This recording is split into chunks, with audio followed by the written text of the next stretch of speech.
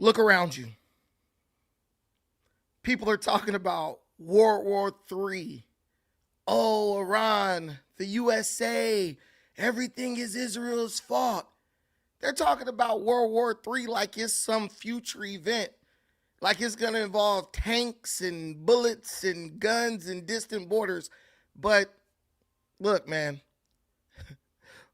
World War III,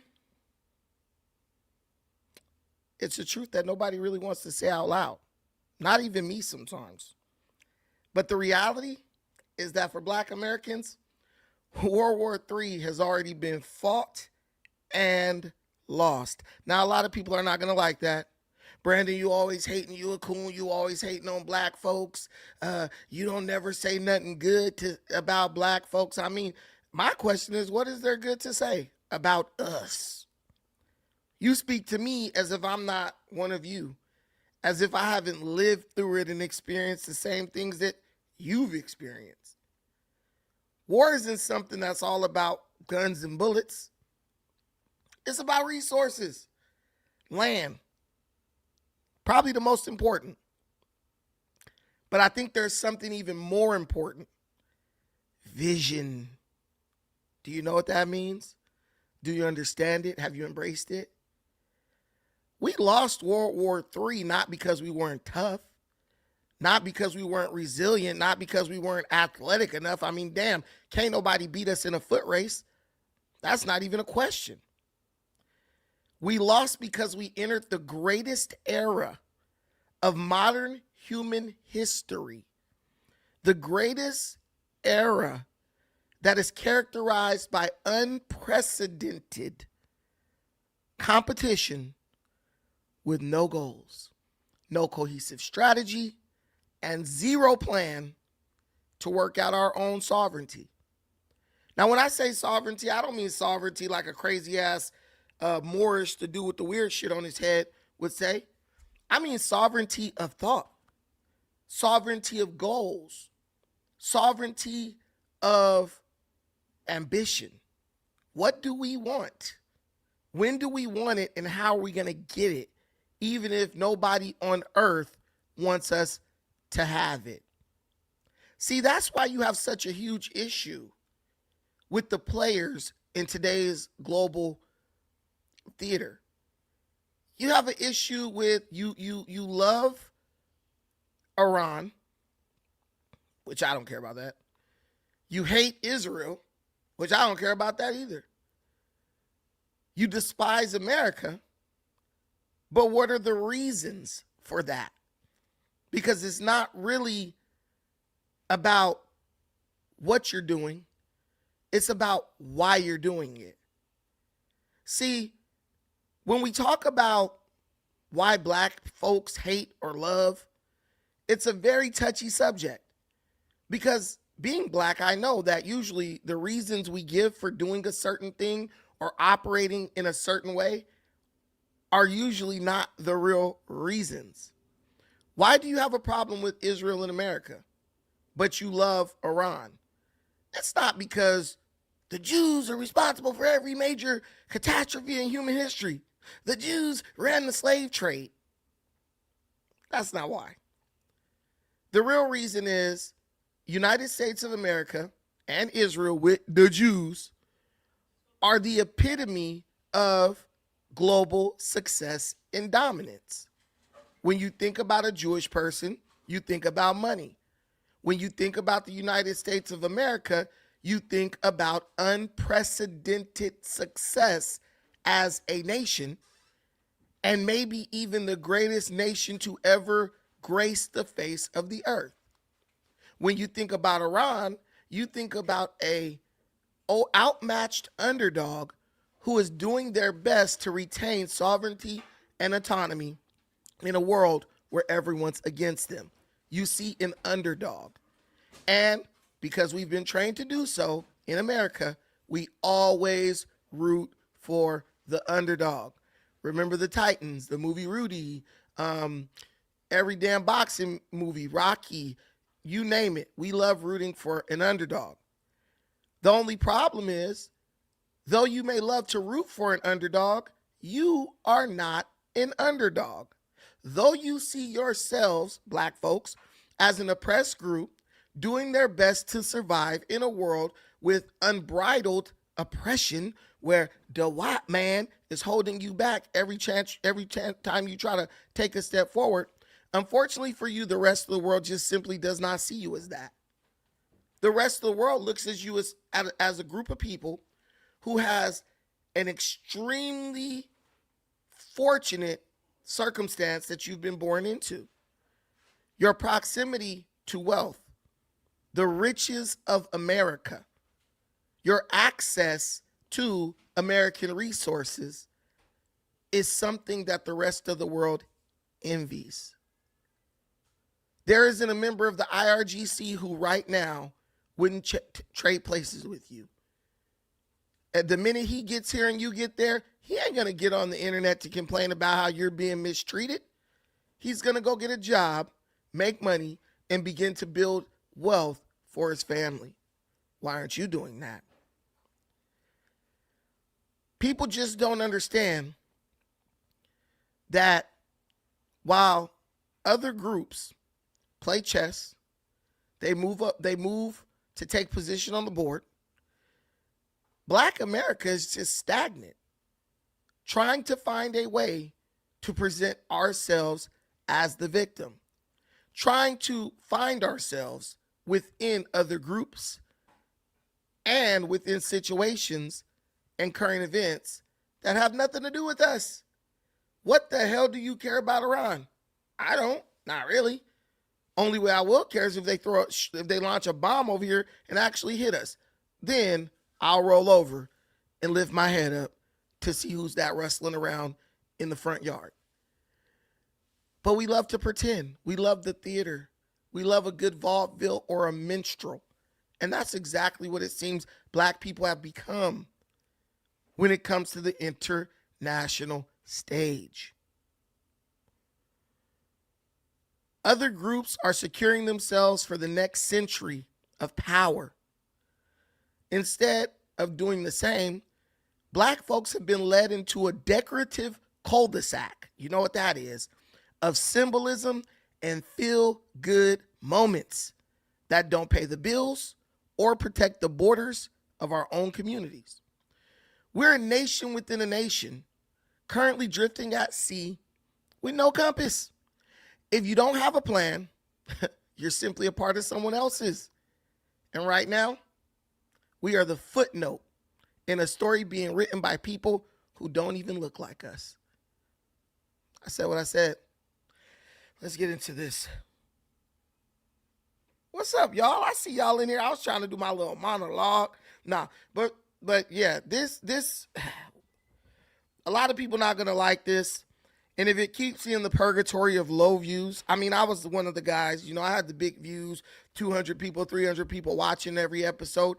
But if I'm in low views because I'm telling Black folks what they don't want to hear, well, then let me just stay in low views then. Because I didn't come here to make you feel good. I came here to let you know the reality. Too many times when we pick up these cell phones, we get stuck in a world of fantasy for the entire day. Only lifting our heads up when it's time to eat something or putting the phone down when it's time to go to sleep. No one else has the heart to tell you. They just give you information. That's it. I have a friend on Facebook. He posts all types of bullshit. People love him for some reason. I say, bro, a lot of stuff you post is not factually true. He said, man, I just post what I see on the internet. See, though Black folks love to consume information, we really suffer. We really struggle in the area of putting it to use. You heard what I said in the monologue earlier? Instead of writing our own story, we're just a footnote in someone else's story. Not only a group of people who don't look like us, hell, most of the world doesn't even see us. Black folks are on the internet screaming about a country where 90% of the population wouldn't even say a word to you if you walk past them on the street. Black folks are on the internet condemning two world powers for what they're doing in Iran. Nothing you say or do is going to stop it. So why do waste your time complaining about it. Oh, we're searching for a feel-good moment. Because like Holly Berry in Monsters Ball, we want to feel good. Forget a feeling. I need some facts. Forget being on the moral side of history. I need some resources. Because no matter what way things go historically, the people with the money, they always tell the history. And they always find a way to survive. Now, I'm going to get into some of the reasons why I feel like this is the way it is. But before I keep going, I got to do my own advertisement. We have a challenge posted at the top of the chat. We're asking for $5 super chats before the end of the show. And I know because all of y'all are my bros and my sisters and my kinfolk, you will do your best to help me reach that goal. We are in sunny Southern California. It is hot as bejesus outside, and I'm kind of big. So I've been sweating.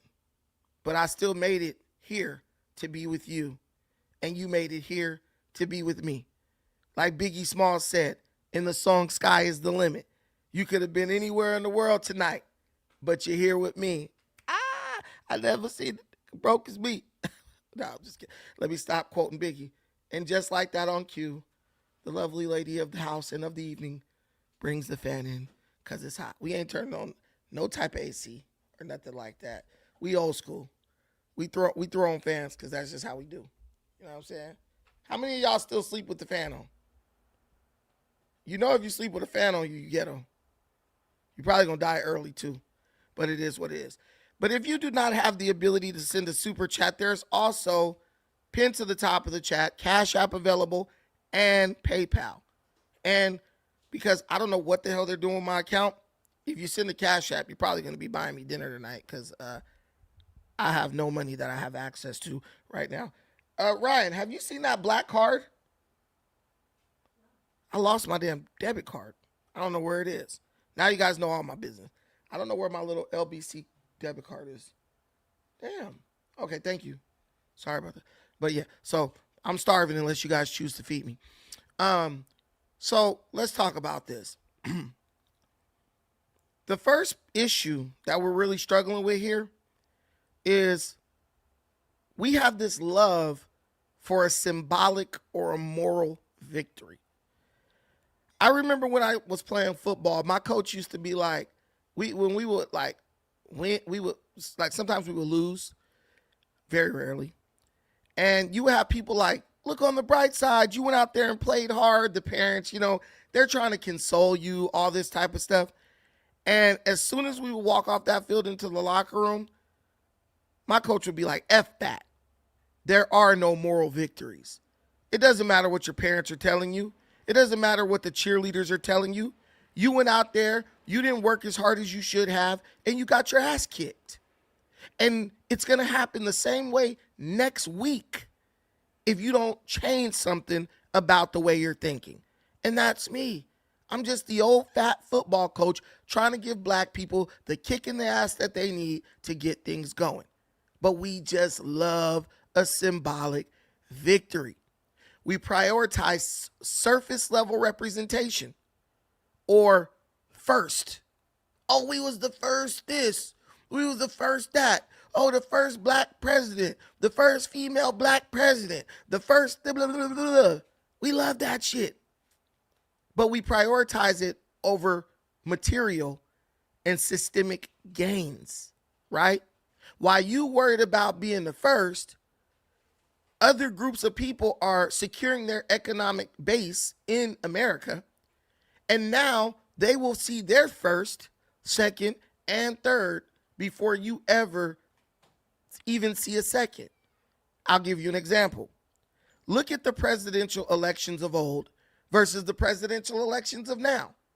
Back in the day, you were lucky to see one black person on stage. You would see no Latinos and you would see no Indians. Red dot, not feather. Now, look at the presidential elections. Last election,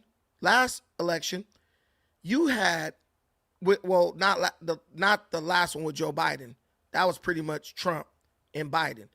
But the one before that, where Biden was running, how many Indian people did you have on stage? You had Nikki Haley and you have Vivek Ramaswamy, a group that literally makes up less than 2% of the United States population, had two people standing on stage on the Republican side of the aisle trying to become president. And guess what? They didn't do bad. Vivek became an overnight sensation who is now running for the governor's seat of Ohio. And Nikki Haley was many Republican people's alternative to Trump if he were to be found guilty or deemed unelectable due to his legal battles. How is it that a population that doesn't even represent 3% of the entire U.S. population had more people on stage on the Republican side of the ticket than African Americans, even though we are 44 million and represent between 12 and 14% of the population? Does that make sense? On the other side of the aisle, the Democrat side, we had even less black people. We had no black people. We had one Indian lady named Kamala Harris who was pretending to be black. That's how down bad we are. Black people went from the president before the last president being black and running for 2 terms to having zero representation on stage on either side of the aisle in the next 2 elections. Let that sink in. Hell, the next 3 elections. So much for being first, right? So much for representation. So much for the symbolism. What kind of symbol is that? What does that symbolize? You went from having what many people considered one of the greatest presidents in the history of this country, Barack Obama, to having 0 black candidates on stage to fight or compete for the office of the presidency. Even now, as we look to 2028, there is not a single black politician who is even in the conversation on either side of the aisle to run for the presidency.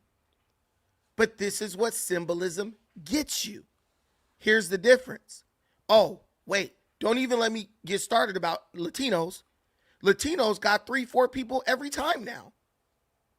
Whether it's Marco Rubio, Ted Cruz, one of them. They have representation in every presidential election, and it's not one person. Never one person. It's usually 2 to 3 people on either side of the aisle, right? And they are constantly running for elected positions, whether it's the Senate, whether it's the House. There, you always have Latinos actively running campaigns, competing to get into those positions of power. If I'm lying, I'm flying. Everybody everyone could agree to that. So what it's looking like going into the future is as white people become, as they lose their spot as the majority, you're going to see even less black people competing for the highest position in the country.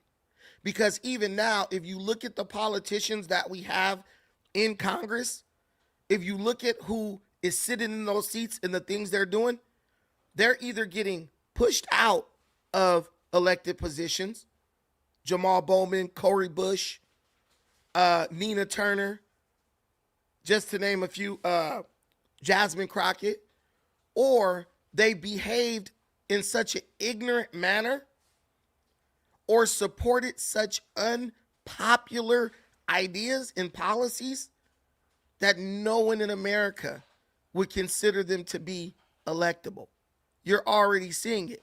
Look at Jasmine Crockett. She was the darling of the black Democrat side of the aisle.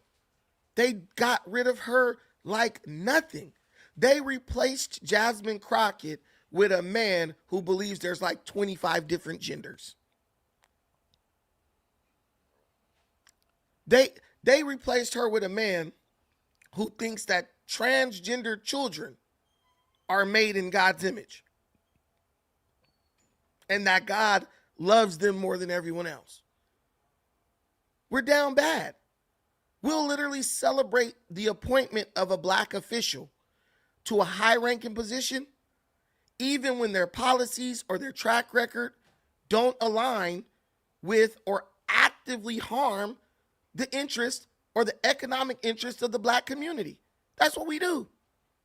Jasmine Crockett, let's, for example, she never discusses this, but as a Democrat, every single anti-black piece of legislation that the Democrats have voted in favor of, she votes in favor of it. Every piece of legislation that Democrats vote against that we believe would help black people, she votes against it. They always vote in line with the party, and when it comes to the party, color doesn't even matter.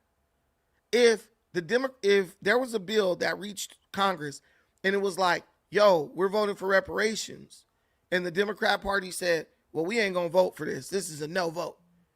Do you really believe in your heart of hearts the black Democrats would say, yeah, let's vote for it, even though all the other Democrats are voting against it? They never will. They didn't in California when Bill Asaley tried to motion for the California legislature to vote on reparations. Not a single one of the black Democrat legislators would second the motion so that the legislators would be forced to vote on reparations. Even the black Democrat man who wrote the bill refused to second the motion to have the bill voted on. I want y'all to really just let that marinate. That's what symbolism get you. That's what just wanting to have somebody up there because they look like you gets you. If that wasn't enough of an example, look at Brandon Johnson down in Chicago. Brandon Johnson ran on a campaign of cultural Marxism. He said that he was going to give all types of free stuff, employ black youth. Everybody was going to be riding on Easy Street, and it was all going to be funded and financed by the rich. The minute the rich abandoned Chicago, Brandon Johnson didn't even hesitate to raise the property taxes of black Chicagoans by over 100%. And why is he needing this money? So that he can give more money to illegal immigrants and the non-government organizations that continue giving them a luxurious experience inside the United States where they reside illegally. The second issue, I would say, is a monolithic voting strategy. Everywhere you go, anytime you talk to black people, we're not a monolith. That's what we say. We're not a monolith. But everything we do is monolithic. I'm telling you. I'll give you an example.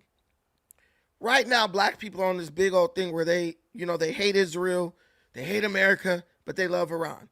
Okay, I can respect, as a black man, I can respect that you support Iran. You feel like they're the underdog. You feel like they're being, unfairly targeted. They're basically being jumped by the United States and Israel. And we know that if it was just Israel versus Iran, it would be more of a fair fight. But Israel brought their big homie, the USA, and the USA is operating with a heavy hand in the region. I can respect why you feel sympathy for Iran. I can. I understand. I put myself in your shoes, and I honestly can say, you know what? I've been there. I get it. I get where you're coming from. I'm not calling you names. I'm not calling you a coon. I'm not making fun of you. None of that. I'm just like pointing out some things that might be inconsistent in your argument. But overall, I understand it. I've been there. Who doesn't like an underdog story? But then when I say, look, I really don't care. I really don't have a dog in the fight. Actually, I do have a dog in the fight. It's the biggest dog in the fight, and that's the United States. My biggest thing is that if Iran actually does succeed in reaching America with intercontinental ICBMs, right? Intercontinental ballistic missiles, if they do succeed in reaching America with hypersonic missiles, America really doesn't have a missile defense system, right? We would pretty much be trying to intercept the missiles with aircraft carriers, aircraft, and we have some missile defense, but this is a big country, and there's no way we're able to cover the entire country with any type of missile defense that we have. So I understand that if they were able to reach this country, that would mean the death of Americans. And because I'm an American, hell, who knows? You see what's going on in Israel. They got bombs hitting apartments. I'm not saying Iran's doing that on purpose, but it's happening. Same thing vice versa. Israel is hitting some apartments and civilians are dying, right? All I'm saying is I don't want that happening here. And in order for that not to happen here, because we kicked over the hornet's nest, the United States of America, in league with Israel, is going to have to, in my opinion, have a flawless victory. I'm talking about it has to be total domination from start to finish. That's what I'm rooting for. Because in that event, it puts me and my family and your family in less danger. For having that sentiment, I am being called a coon, a sellout, a Uncle Tom. You should just see these emails. They get kind of crazy. I am controlled by Israel and Zionist, right? Like crazy. And I'm like, I'm being controlled by Zionists because I don't want my kids to get blown up with a hypersonic missile. Even an animal run in the den with its young when the predator come through. Even the monkeys jump up in a tree when the lion come walking by. But me, I'm stupid. I'm a coon because I don't want my kids to have to be having missile drills at school. It makes no sense. But that's the monolithic way black people think. If you don't agree with what we believe and want to be true verbatim, you are somehow an outsider or a traitor. If black people truly ran the media would be useless because it would only be one side. Not only would the media pundits turn on anybody who dares to think or disagree, the viewers would turn on them.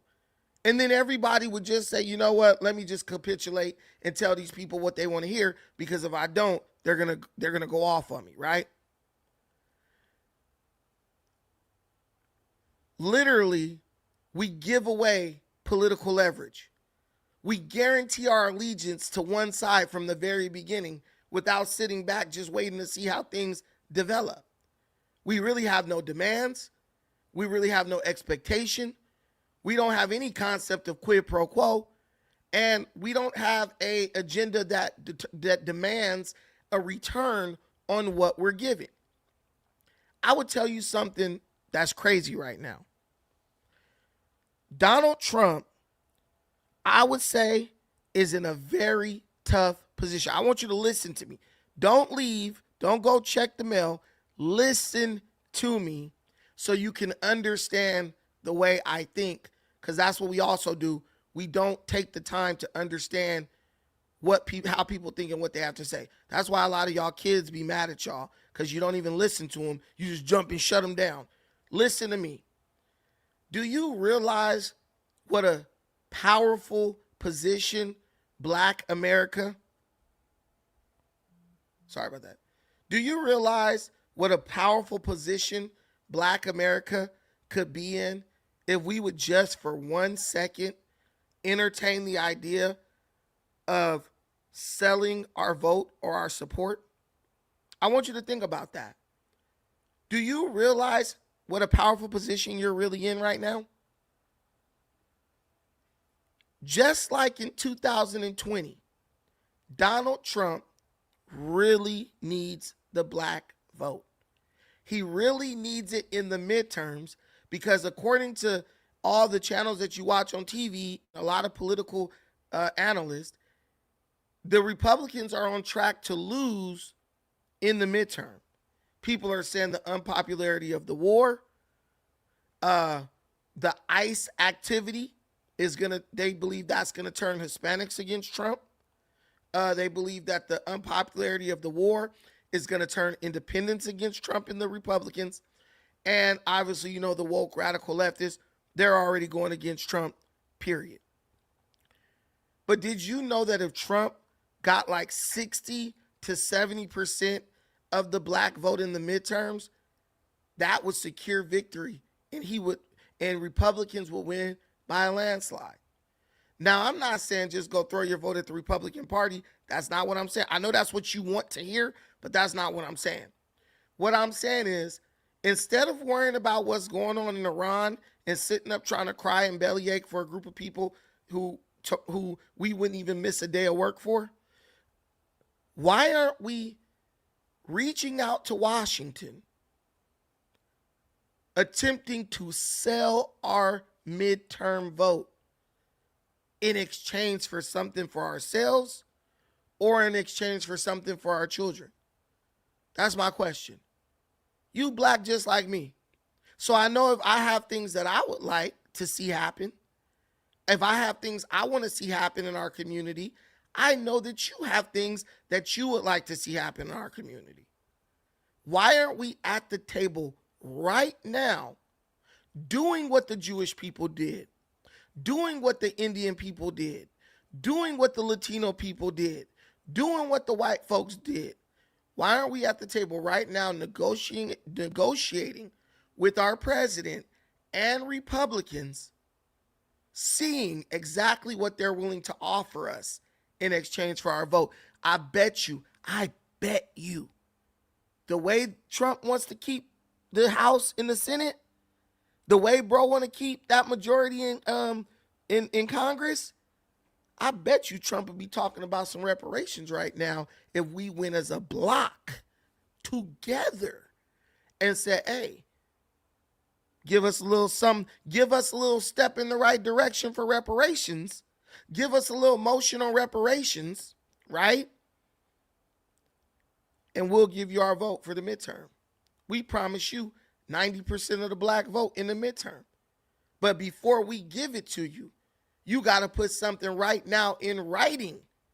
We got to make a back alley deal saying that you will throw some money behind the reparations movement to get us a little closer. Trump already started the Trump accounts. Remember that? Do y'all remember the Trump account? Listen to me, baby. Listen to me. See, my mind, I got these ideas, right? And I don't be talking to y'all about them because y'all don't ever want to think. Y'all just want to give y'all vote to Democrat. And if I don't talk about that, y'all get mad at me. I'm surrounded by liberals. I live in California. The lady upstairs hates me. She hates this show. She calls landlord every time. He's talking about Republican shit. Whatever, right? But I'm still going to do it. Listen, think about this. Trump already started the Trump accounts.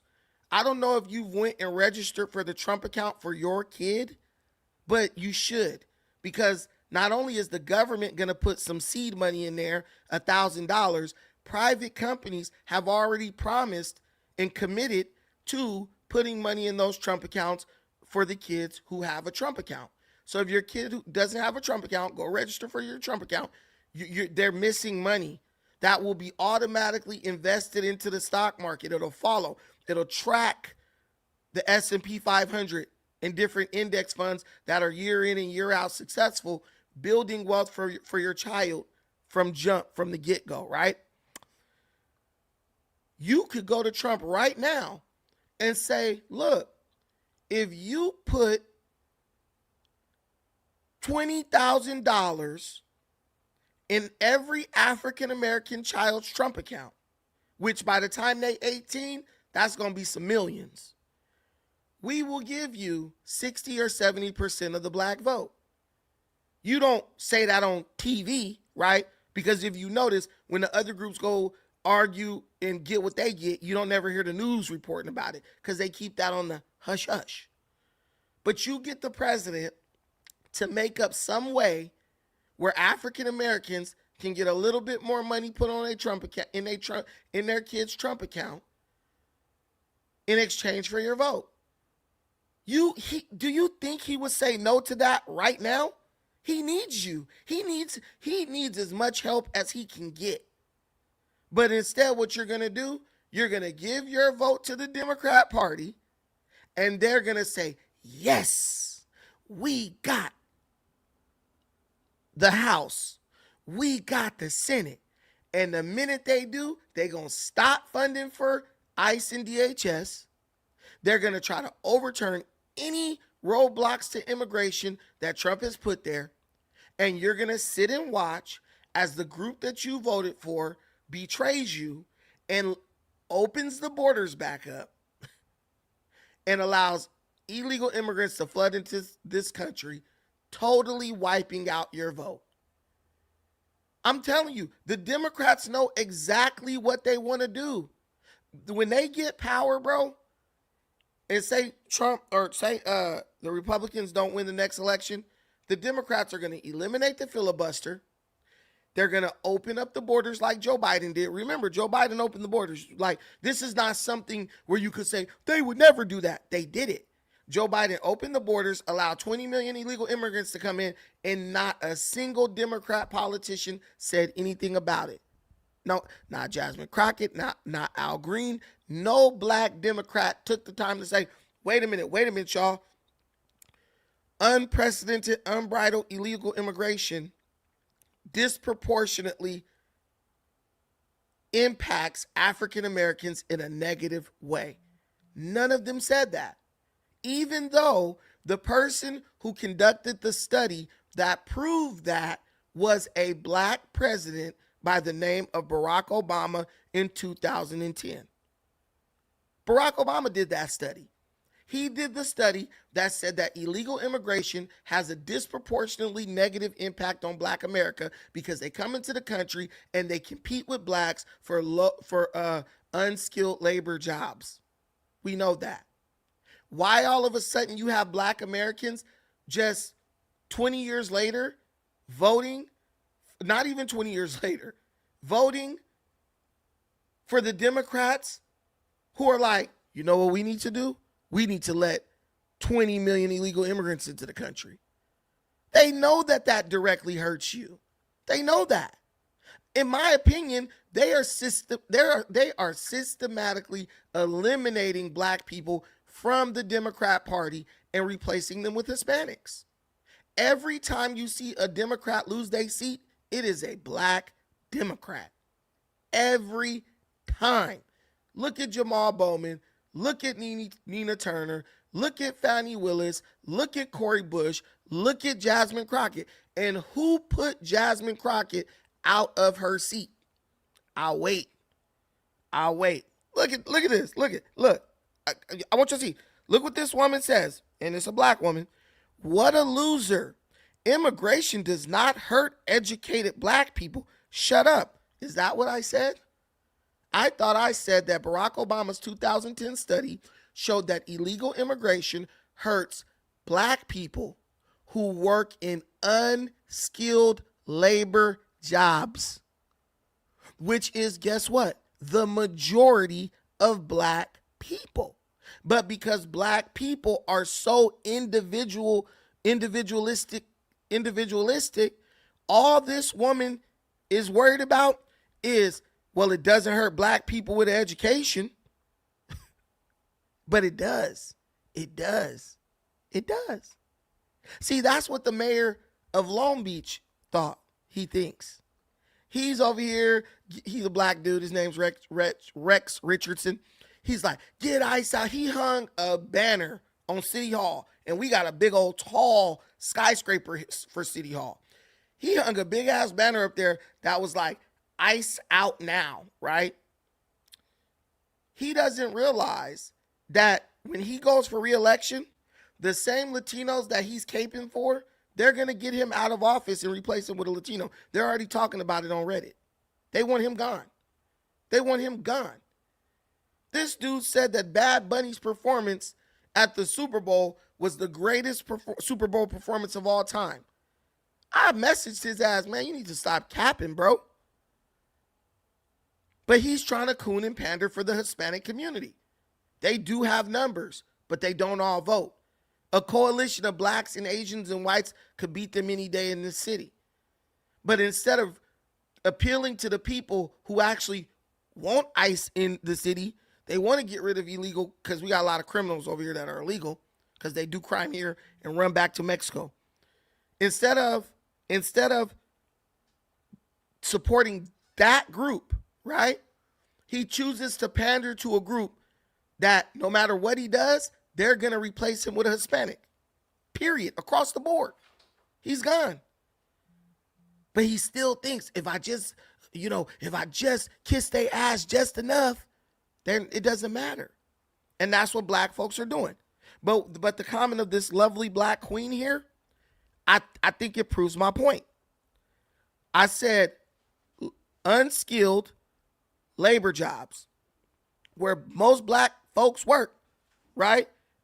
Most black folks working at the bank, black folks working at the grocery store, black folks working at the car wash or whatever. There's a lot of low unskilled labor jobs. If you are a caregiver working with a mentally disabled person, you know what I'm saying? They even coming through for the CNA jobs, right? In California. But all she could think about was, well, it doesn't hurt me, so I don't care. So what she'll do is she'll continue to vote Democrat because it doesn't hurt, in her mind, it doesn't hurt her. But it eventually will hurt her. Because we know what these people do when they get in positions of authority. Even if it is on a professional level, we already know that. So this is not even something that needs to be debated. But this is our thinking. I give a strategy, right? The strategy is immediately dismissed so that they can continue to keep doing what they want to do, which is actually a self-destructive process. It will affect you because all those Latinos who had kids back in the day, those kids are older now. They doctors, lawyers, and everything else. And they're politicians. They're running for office now. So you think they're going to get in there and not do nothing to help theirs? Go look at Chicago. Latinos are literally taking Chicago from black people. Why? Because the Latinos on the city council, right? They are literally voting in favor of policies that give Chicagoans taxpayer dollars to illegal immigrants. There's an area in Chicago called Little Village. While my cousin and them in Chicago sitting up talking about we Hebrew Israelites and bullshit like that, those Little Village Hispanics are literally telling the city of Chicago, send the illegal immigrants into our community. We want them here, send them here. And that's what they're doing. And they defend them and hide them from ICE and let them work under the table and all that stuff.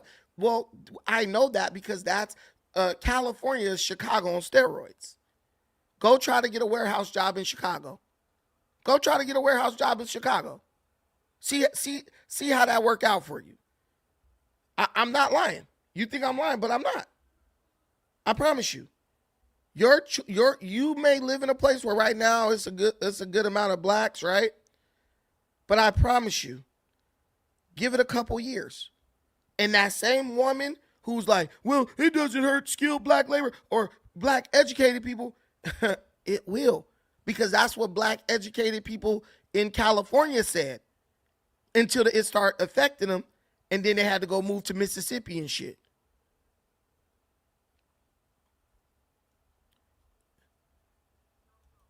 Somebody said 200 years later, black people still at the back of the line. That's fucked up. It's not. Black people had a 100,000 year head start on every other group on earth because we was here first. But we didn't do nothing with it. All we did was fought each other and moved. My brother, right? Hey, dude. You work in aerospace, right? Why, what's up? Do illegal immigrants work in aerospace? Do they get aerospace jobs? Do they get them jobs over black people in aerospace? Yeah, they were getting that until recently. Right. So my brother works in aerospace. In California, they were giving illegal immigrants jobs in aerospace over blacks. Am I wrong? Am I making that up? No, you're not making that up. What was they hiring first? 10 black people, 10 Mexicans. Who was they going to hire? They're gonna hire probably like 8 of the Mexicans and maybe one of the blacks, if not somebody else. And then a white boy. Yeah, yeah. Okay, so would you say that being a person in a high, this is a skilled labor, this is a skilled job. Would you say that blacks are disenfranchised by illegal immigrants when they compete in the workforce? Almost definitely. Okay, that's all I wanted to know. Thank you. All right, Okay, but we got Miss Thang over here. Nah, that's only uneducated. Baby, listen. Come to California. I take you out, buy your fat ass a steak. It's not the case. Whenever they get authority, they hire their own. Only until, he said until recently, because when Trump started sending ICE around, they got too scared to hire them because they didn't want to get raided. So now, bro, in his job, he got like 10 different job offers. You know what I'm saying?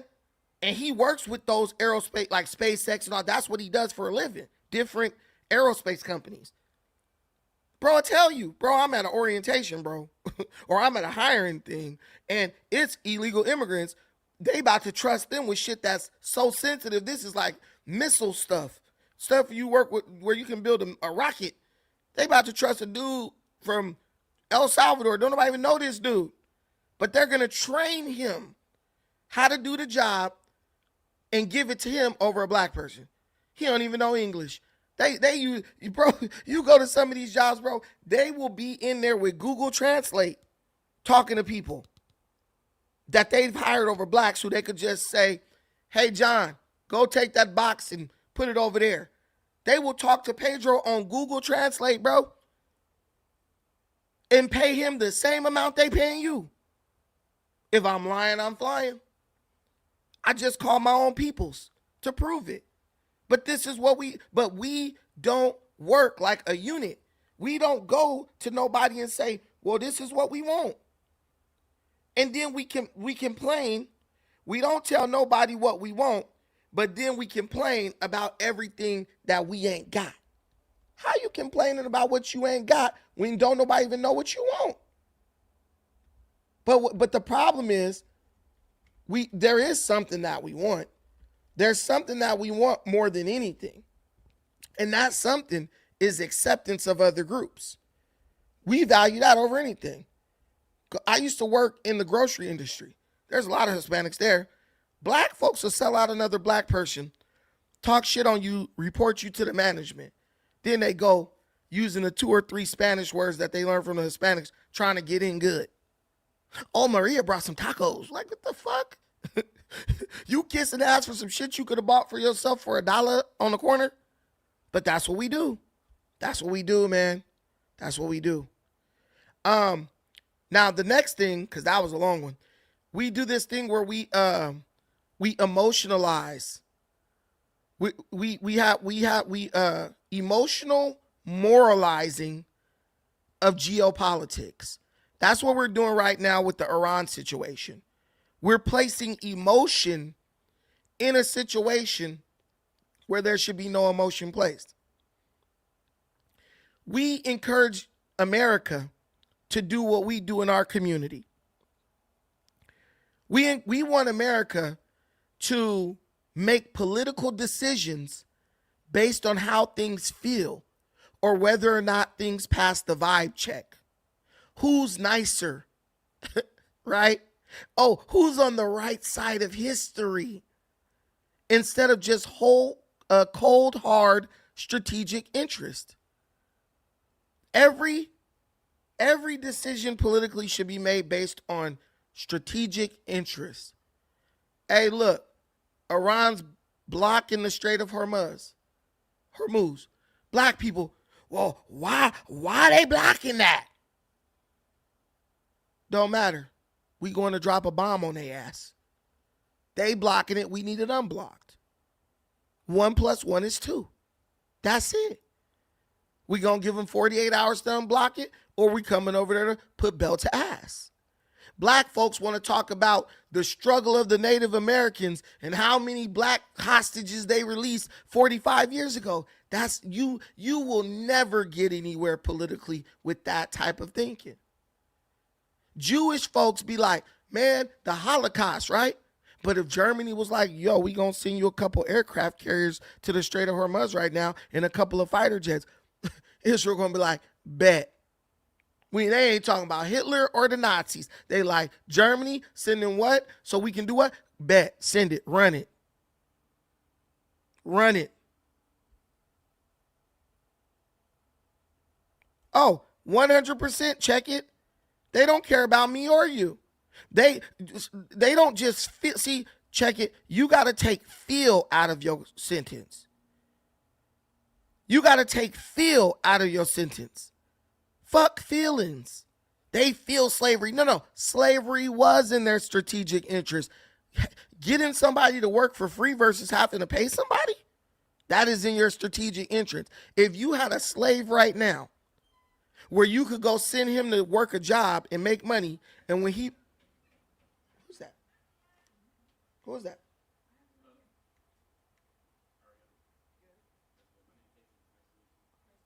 Thank you for just opening the damn door. Who is that? Oh, well, yeah, handle it. But yeah, so it ain't about Phil, bro. It's about they did what was in their strategic interest. So now we got to figure out what's in our strategic interest.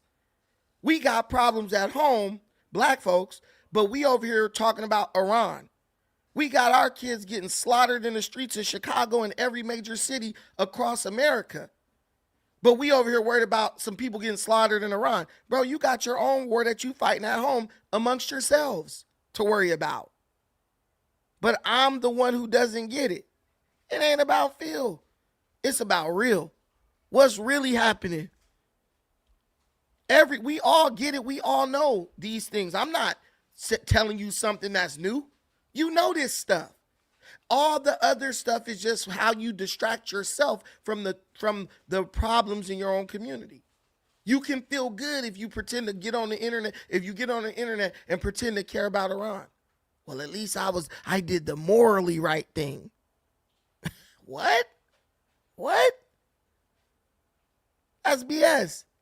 We do the same thing with the Epstein files. We all over the Epstein files. Epstein, most of y'all got a creepy uncle or cousin in y'all family touching the kids, won't say nothing. But somehow you about to prosecute Epstein from the grave. I remember when Kamala Harris was running for president. She got up there on that stage and said, I was a prosecutor, and I'm a prosecute Donald Trump. And then black women jumped up and started clapping like trained seals. And I said, she's going to prosecute Donald Trump as... So the woman who says she would never do anything specifically for black folks, what she's going to do instead is spend her time trying to prosecute Donald Trump from the presidency, which, what the hell? But she ain't going to do shit for black folks. And black folks are cheering that, right? We're cheering that. I'll give you an example. You're supporting foreign aid packages for other countries or supporting illegal immigrants and money for them and policies for them based on this humanitarian. You're a humanitarian now. You feel bad for them. Well, they need help. They're coming over here for a better life. You're going to make their life better than your life is right now in America. You're going to make their life better than than your kids' lives are right here in America. But what you're going to do is what you've always done. You're going to do what you did during civil rights. You're going to fight for something, hand it to other groups, and they're going to benefit from it more than you do. And then 60, 70 years later, you're going to have buyer's remorse, and you're going to start complaining. And you're going to say, you know what? Instead of this feel-good bullshit that we march for, I want some money. Because at the end of the day, the money is the only thing that's gonna matter. That is literally, that is the epitome. That is the entire basis for the resurgence of the reparation movement. If you notice, when you look at like the FBA conference, the ADOS conference, everybody sitting at those conferences had gray in their hair. They had gray in their beard and their face was old with wrinkles, right? Why? Because that was the last generation of civil rights. Those were the people who were teenagers or children during the civil rights movement. Those were the people whose parents was telling them, yeah, if we follow Dr. King, we going to be able to get this, that, and the third. But then they handed over reparations to the white man. They gave it to the white woman. They gave it to the Latino. They gave it to the Mexican. I mean, to the Asian and everybody else. And they benefited from it more than you did. So 60 years later, after they didn't work their job, broke their back, and got old, they looking at it like, damn, you know what? That reparation shit really didn't do nothing for us. I mean, that civil rights stuff didn't even do nothing for us.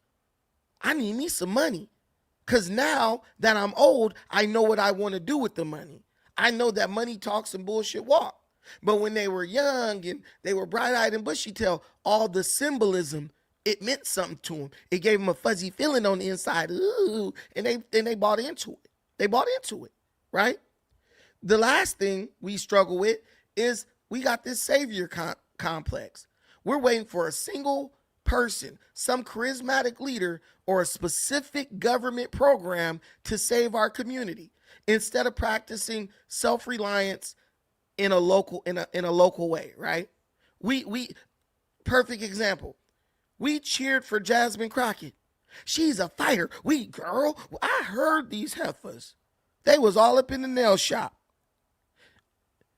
Oh, girl, yeah, Jasmine Crockett, she a fighter. She gonna go to the Washington. She gonna fight Trump. Black women more worried about who gonna fight Trump than who gonna go in there and offer them something strategic or work with them on their strategic proposal to gain things that will directly benefit the black community. We worried about fighting Trump. If you want to know what black people are voting for or what they're fighting for, listen to what the politicians that they vote for say. Because politicians are populist at their core. What they talk about when they get on stage are things that the people they think that are the things that people they think will vote for them have said that they want. If you got a black politician on stage and everything they talking about only benefit Latinos and white folks, right? Like you got black politicians right now, they're talking about they don't want no ID at the voting booth. They talking about they want ICE out the city. Well, you black, you American, you got an ID, you a citizen. If a politician is talking about getting ICE out the city, that politician is not benefiting you in any way at all. They're telling you through their words, hey man, I'm focused on the Latinos right now. I'm focused on the Somalis right now. Whatever you want got to go on the back burner. And this is the truth. Black Democrats have wasted almost a year and a half, right? Putting whatever they want or whatever is on the black agenda on the back burner to fight for the illegal immigrants that are going to replace them to stay in the country. Let's be real about that. They are putting what they want, their agenda, on the back burner at the request of Democrats to prioritize the agenda of illegal immigrants who can't even vote yet, but if the Democrats have their way, will replace the black vote in its entirety. If they get citizenship, your vote is gone. Your vote means that it's already been significantly weakened. It's very powerful if you spread it around, right? Like give it to the Republicans one time and give it to the Democrats another time and really use it to negotiate for leverage for what you want. If you use it like that, it's powerful. It's still strong. But But in the monolithic, I mean, not in the monolithic, yeah, monolithic. In the monolithic way that you're using it right now, it's extremely weak. Any group could come in and wipe it out. Even if the black vote were to split in half, 50-50, like the Latino vote and the white vote, it would be more powerful than the black vote alone going 90% for Democrats. I just need you guys to understand that. Yeah. You that clown that was on Adam 22, aren't you? The fake karate expert. See? I'm telling y'all. We not focused. But that's one thing I learned by being at No Jumper. Black folks be like on some stupid shit. Black folk will get on a dude will get on a political stream and be like, yeah, argue you down, right? About some political stuff. The next 50 things that dude watches on YouTube, right? The next 50 things that dude watches on YouTube will be like nonsense, like uh reality TV or hip hop shit. When it comes to politics, we just visit. We don't stay. We just visit. We pop our head in. What they talking about? Oh, this boring, and then we keep it moving. We keep it moving. But that's what we do. Because in our mind, nothing affects us. Nothing affects us. Period. We're literally just like, oh, that ain't got nothing to do with me. But then when the results come, we're crying. We're belly aching. That's how black people got pushed out of California. As the Hispanics flooded in, black people kept saying, bro, I remember like yesterday, black men just kept saying, oh, we gonna be all right. We gonna be all right. We gonna be all right. Right? We gonna be all right. That's all we say. And then when we're not all right, you know what we do? We move to Texas. We move to Georgia and then work to make Texas and Georgia look like California, the state we got pushed out of.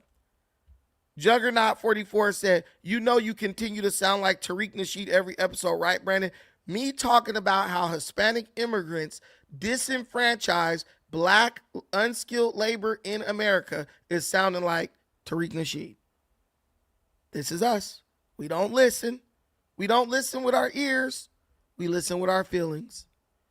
What I actually said, don't mean nothing to this dude. What I actually said don't mean nothing to this dude. Only thing he care about is what he wants me to have said.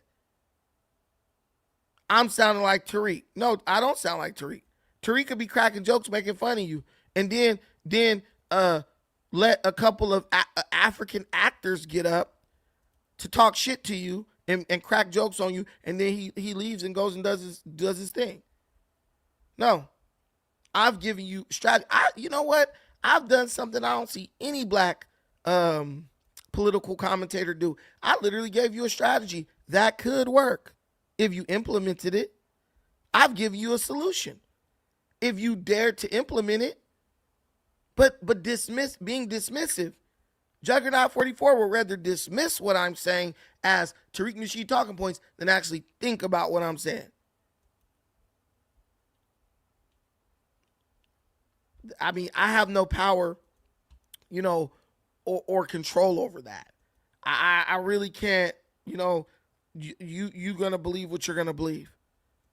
But I promise you, the definition of insanity is to keep doing the same thing, but expecting a different result. And that's where black folks is.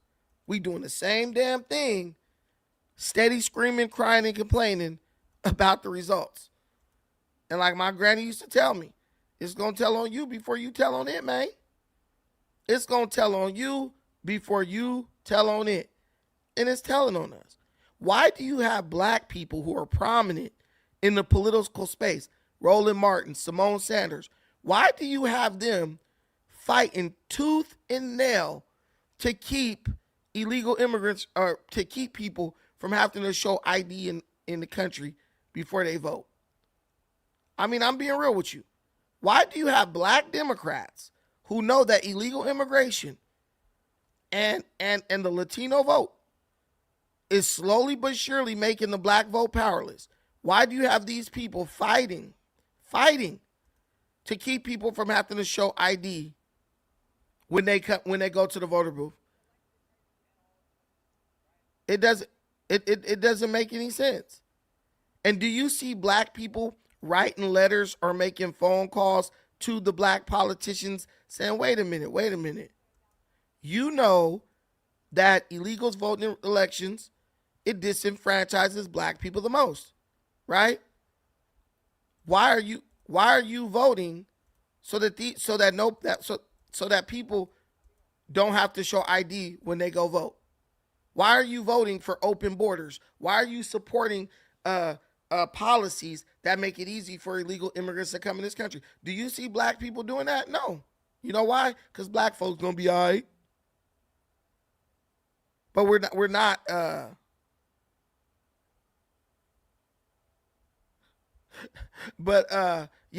we're not gonna do that. We're not gonna be okay. Our people been saying that for like 60 years, and we ain't been okay since. So I don't know, where we get that from. Oh, we gonna be all right. We gonna be all right. Nah, man, those days are over. We got the internet now.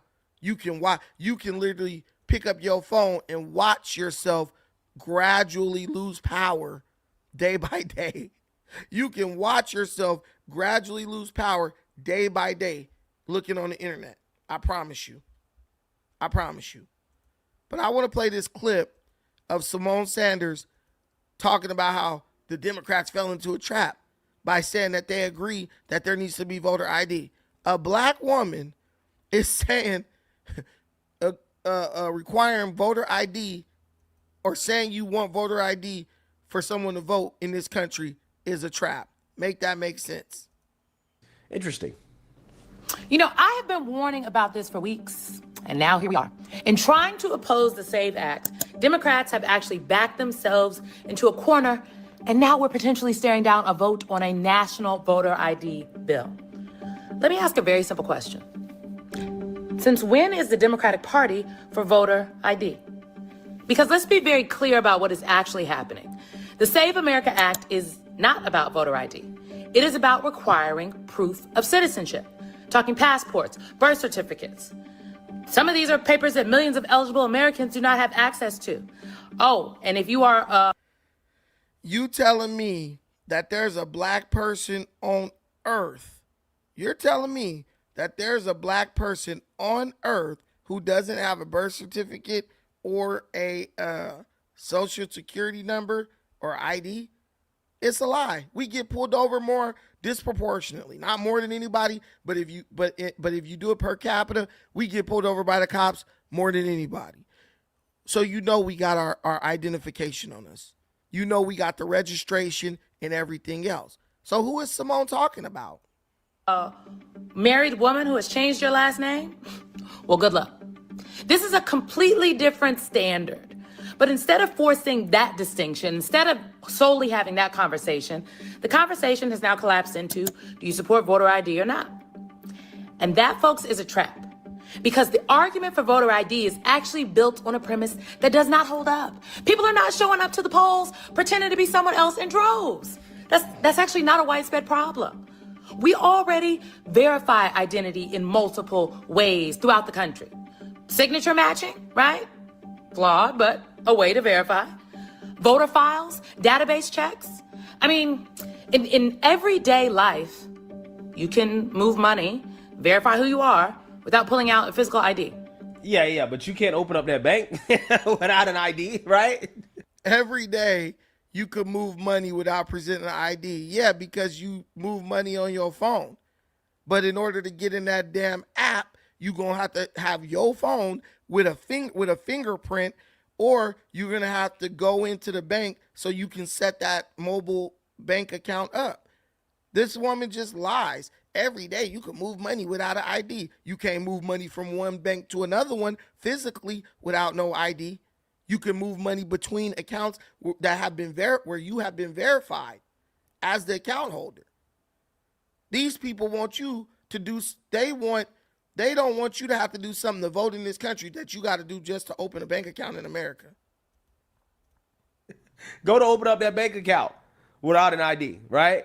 Yeah, you can transfer money without an ID, but they've already verified through seeing your ID that you are the person who has opened up the account, right? So it's harder to open a bank account than it is to vote in some parts of the country. That's the problem. And what Simone Sanders is failing to mention here, which is that in these blue states, they don't go through any of the election integrity procedures that she's outlining that states already do in order to verify identity. They don't do that. Democrats don't clean their voter rolls. Why? Because you shouldn't vote to vote, right? Prove any, don't even you are, then yeah, illegal. That's It's not voter. Talking about. I don't think that. I clearly have a lot of thoughts. I have a lot of questions. We had Senator Jackie Rosen of Nevada on our show Thursday night, and we pressed her about it. I asked her all of the things I just said to you here, and this is what she had to say. Schumer is saying that Democrats would vote for a national voter ID bill, and now at least there's one Republican senator that is talking about bringing it to the floor under unanimous consent. Signature, I don't think the question on the table isn't whether people want to verify who they are when they go to vote.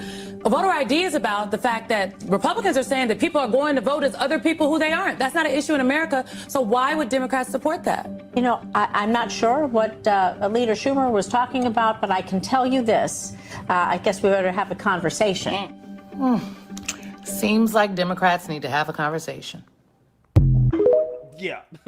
Yeah. So this is what you got. You got the black woman. She's like, nah, yeah, we shouldn't want election integrity. It doesn't matter if the election, people voting without voter ID eliminates or cancels out the black vote. Yeah, it does. Especially in blue states, right? Especially in blue states where they don't check the rolls. Blacks lost voting power in California faster than any other state. And it wasn't because black people just kept moving, because there's a huge number of black people in California still. Black people got damn near as much. I think it's more black people in California than it is in the DMV. Like, I believe that. The DMV is considered the black Mecca. It's more black people in Cali than the DMV, but we lost our voting power. Why? One, because we let them make all the districts blue. Two, because dead folks, illegal immigrants, everything else were being allowed to vote to cancel out the black vote. And if you don't enforce the law has no meaning. So if you live in a state where they say, well, there is no voter fraud. You go to a city, I'll give you an example before we move on to our next stuff. You go to a city, right? And let's say you voting for mayor. You got 5,000 black people. You got 5,000 Mexicans, right? 5,000 documented Hispanics. The black people have been in the city longer, so they have a more established voting base. You know who's going to vote. The same people have been voting for decades, all that stuff. Well, out of the 5,000 black people, about 1,000 black people vote in the elections. Out of the 5,000 Hispanics, maybe about, let's say, 800 Hispanics vote in the election. Okay, based on the voter rolls, how many people roughly vote in every election. But you got 5,000 documented Hispanics. But you got 3,000 undocumented Hispanics, right? They don't vote usually, and they're not on the rolls because they are not registered. They're illegal immigrants, so they're not documented. How easy is it to go to a Hispanic who ain't even going to vote and just say, hey, man, look, I know you don't vote, whatever, but we got somebody who will vote in your place. Is that cool? And they say, yeah, that's fine. I'm not tripping. Or in California, what makes it easier, when you go to vote in California, the only thing you got to give is an address. That's it. You go to the voter booth. They say, hey, what's your address? You tell them your address. They are go vote, right? That's what happens. If Pedro Martinez at 335 Eucalyptus Avenue never go vote, they could get a Hispanic guy named Juan Carlos to go to the voter booth and say, hey, I'm Pedro Martinez. I live at 355 Eucalyptus Avenue. They're going to say, all right, go vote, Pedro Martinez. And then he goes and votes in place of Pedro Martinez. No one would know. He gave the address. Pedro Martinez ain't going to be like, man, why does it say here I voted and I never voted? See, Pedro Martinez registered because he had to register at the DMV to get his driver's license. But when it comes to who's actually casting his vote, you go to a Latino community run by nothing but Latino pollsters who watch the polls, and those Latinos, based on who they want to get elected or based on who they want to, who they want to put in office, they will literally go get people to come vote for people because they might know all the people. And if the black people got 800, if the Latinos vote at a clip of 800 and the blacks vote at a clip of 1,000, it is so easy to make up for those 200 votes and get 15 more votes or 20 more votes to beat out the black vote. Happens all the time. All those cities up there going towards LA, Cudahy, Bell, all those little cities, they're straight Hispanic cities. How do you think they took over those cities? These type of voter practices. And who's going to enforce the law when the politicians in California are swearing up and down this never happens? If they investigate it, they'll never investigate it because they know if they find anything, it's going to prove what people have been saying all along, and that's going to trigger a federal investigation. So we don't investigate it so we don't ever have to acknowledge it. And we weaponize it against other communities to take over. I'm telling you, this is what they do. I've seen it. I've seen it.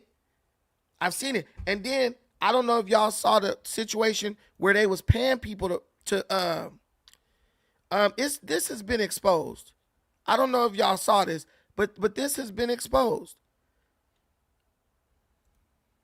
A lot of questions, especially when you see videos like that, when you see how easy it is to register to vote. You think I'm making this? You think I'm making this How up? easy is it? You think I'm making this up? I'm not making this up. Look, they literally go. We're in LA, paying people. It appears to show paid signature collectors in San Francisco offering money to people on the streets if they sign the petitions using other people's voter registration information. This would be a violation of state law. KCRA 3's political director Ashley Zavala is here now. So let's start with who's involved. Yeah, well, this video is raising a lot of flags for folks tonight. These signature gatherers are people who are paid to find registered voters and get those voters to sign petitions. And when they get enough signatures, the proposal lands on the ballot and is presented to you, the voter.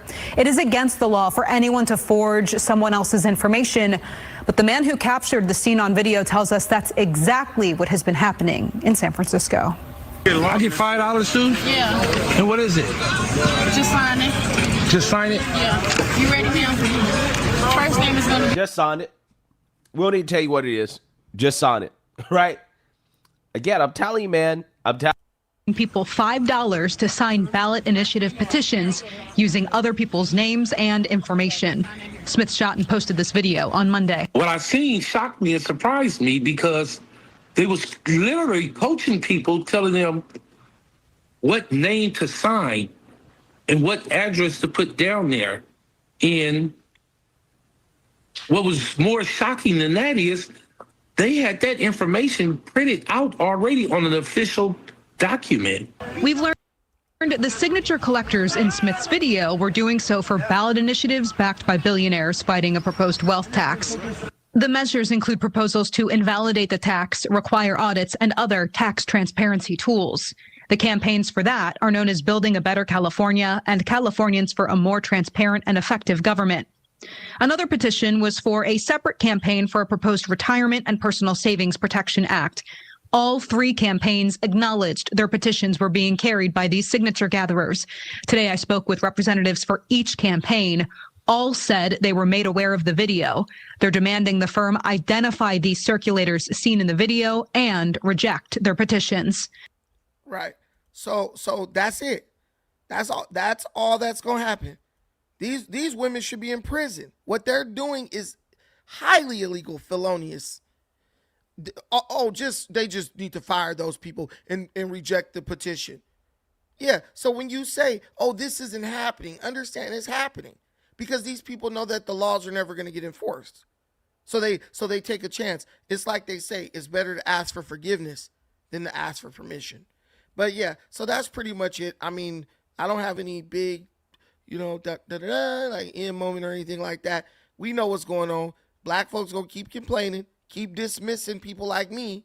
He don't know what he's talking about. He a coon. Like, nah, maybe I'm just thinking about it deeper than you, because I'm seeing it in real time. Hey, shout out to everybody who contributed to the stream.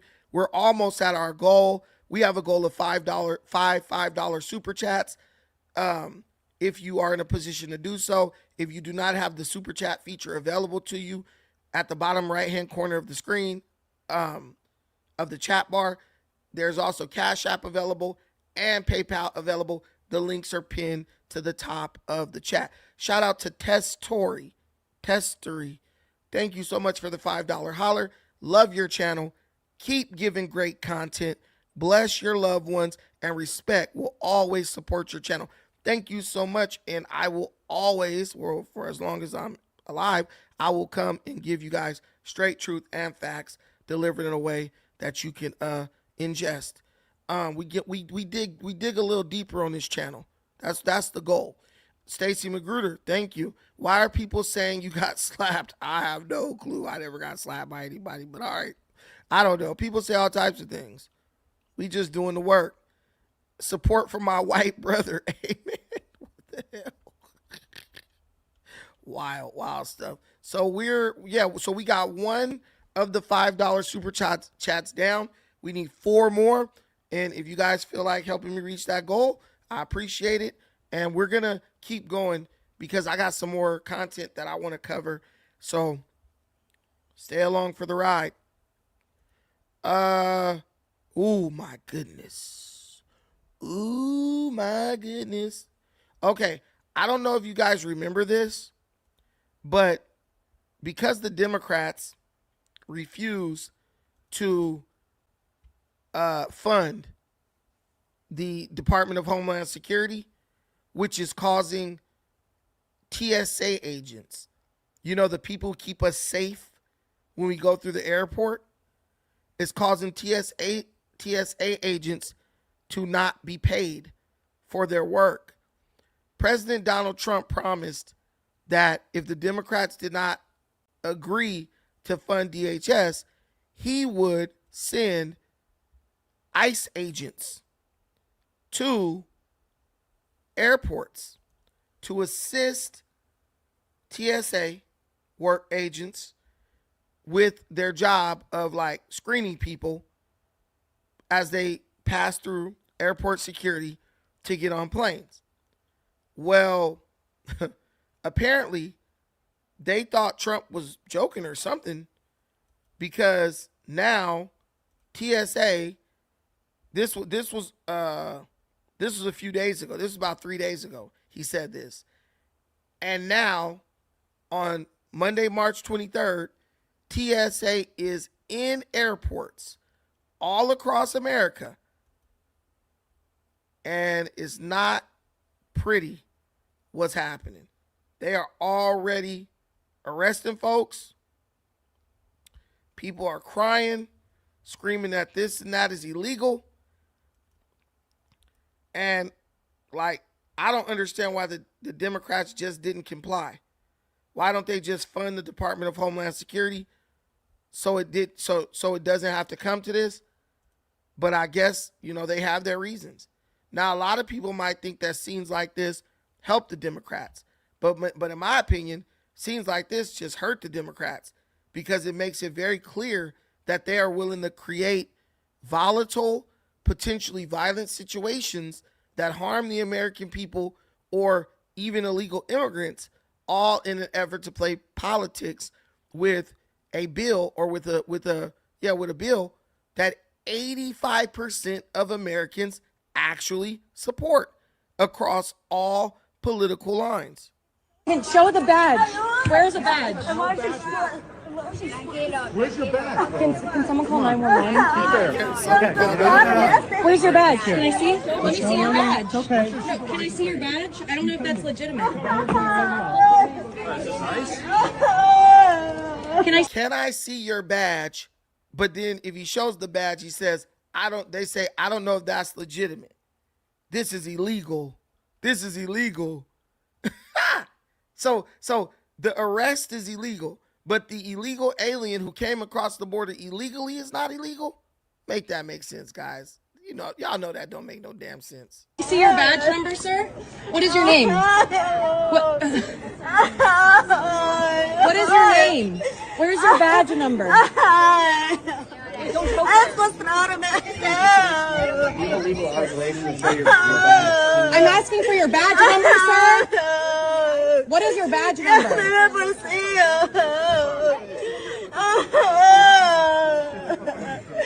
What is your badge number? We need to see your badge number. Show your badge number. What's the badge? This is an illegal arrest. Show the badge number. It's okay. We'll wait. I need to see your badge number. Step back. I don't know who you are. You could be someone kidnapping her. Okay, we should call the police. Call the police.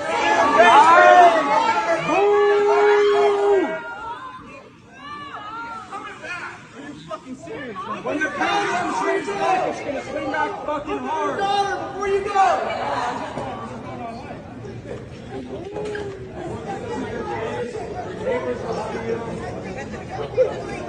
This is the face of America. Congratulations. I hope you feel great at night. I love the fact that he says, this is the face of America.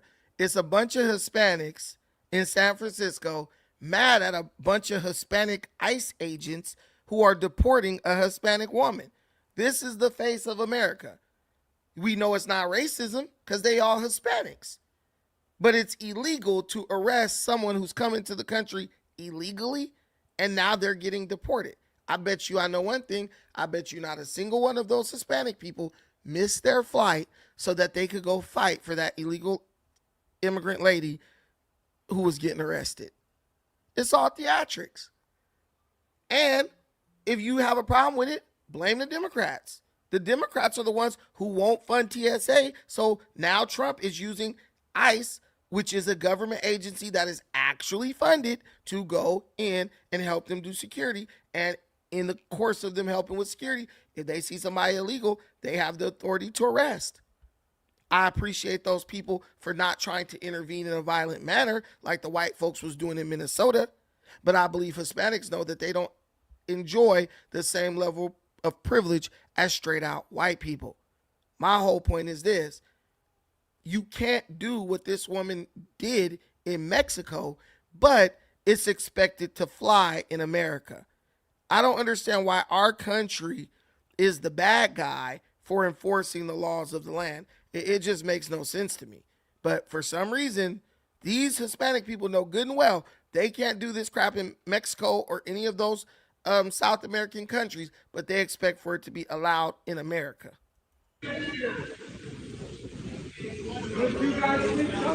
What's your name? Can show the badge.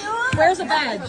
So, yeah, they want you to show the badge. What's your name? Da-da-da. They want ICE agents to show the badge, but they don't want to be required to have ID when they go vote. And then I see somebody in the comments like, oh, yeah, pretty soon they're not going to have to wear masks. Bro, are you out of your mind? You know how many people are doxing people, going to people's house, trying to kill people? ICE agents should definitely be allowed to wear masks because it's a matter of their safety. They're simply doing their job. Chili Willie said, MAGA hates black people. So what is your purpose? I don't hate black people. My purpose is to preserve America for my children so that they can have a country to go to. And I'm sure there are many Hispanic people who feel the same exact way. Why would you let someone overrun your country just because they feel like coming over here to work or whatever? And I've said this many, many times, and a lot of people don't listen to me when I say this, But let's say you want to let these people come to our country, whenever they want to.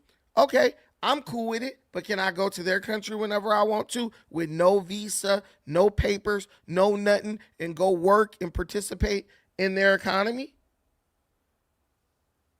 Can I do that?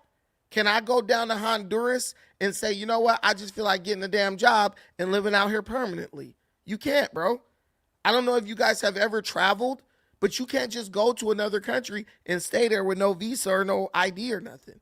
They will get you and put you in jail, and then they'll deport you. So why is it okay here? Why is it okay here?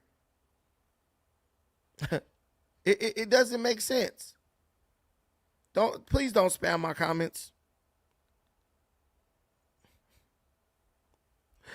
Okay, asshole, when they start grabbing Puerto Ricans, file a damn lawsuit. I'm not Puerto Rican. I'm black.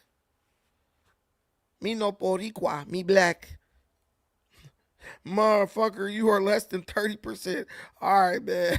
I don't know what the hell you talking about, but I love having you. I ain't gonna lie. I love having you here. I appreciate you being here, honestly. Thank you. Thank you for stopping in. But yeah, every country has the right to their sovereignty. They have a right to enforce their borders. The American people voted for Donald Trump to remove illegal immigrants, and that's what's happening. That's what's happening. Linkages on Niji land. Okay, that's what's happening. So she was crying. It's very unfortunate.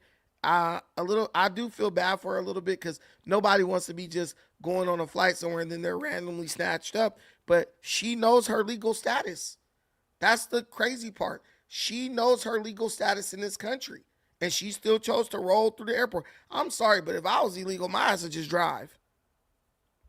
Right, G Money? We gonna let ICE do their job, and we're not gonna interfere. We listen and we don't judge. Remember that? We listen, but we don't judge. I like that. I think that should be the new motto for when you see ICE handling their business. We listen to them say stay back, and we don't judge. I love that it was like an all Hispanic situation there too, because they can't throw out the race card. I think there might have been one Asian in there, and I'm black, and if it was a black person, I would have told them, let me slap the damn cuffs on them, boss, because everyone has to follow the law. That's why we have the nation that everybody wants to come to, because it's a nation of laws. It's a nation that is run by a legitimate, democratically elected government, unlike the nations where a lot of these people come from, where the nation is run by thugs and criminals and drug cartel members. And I would like to keep it that way.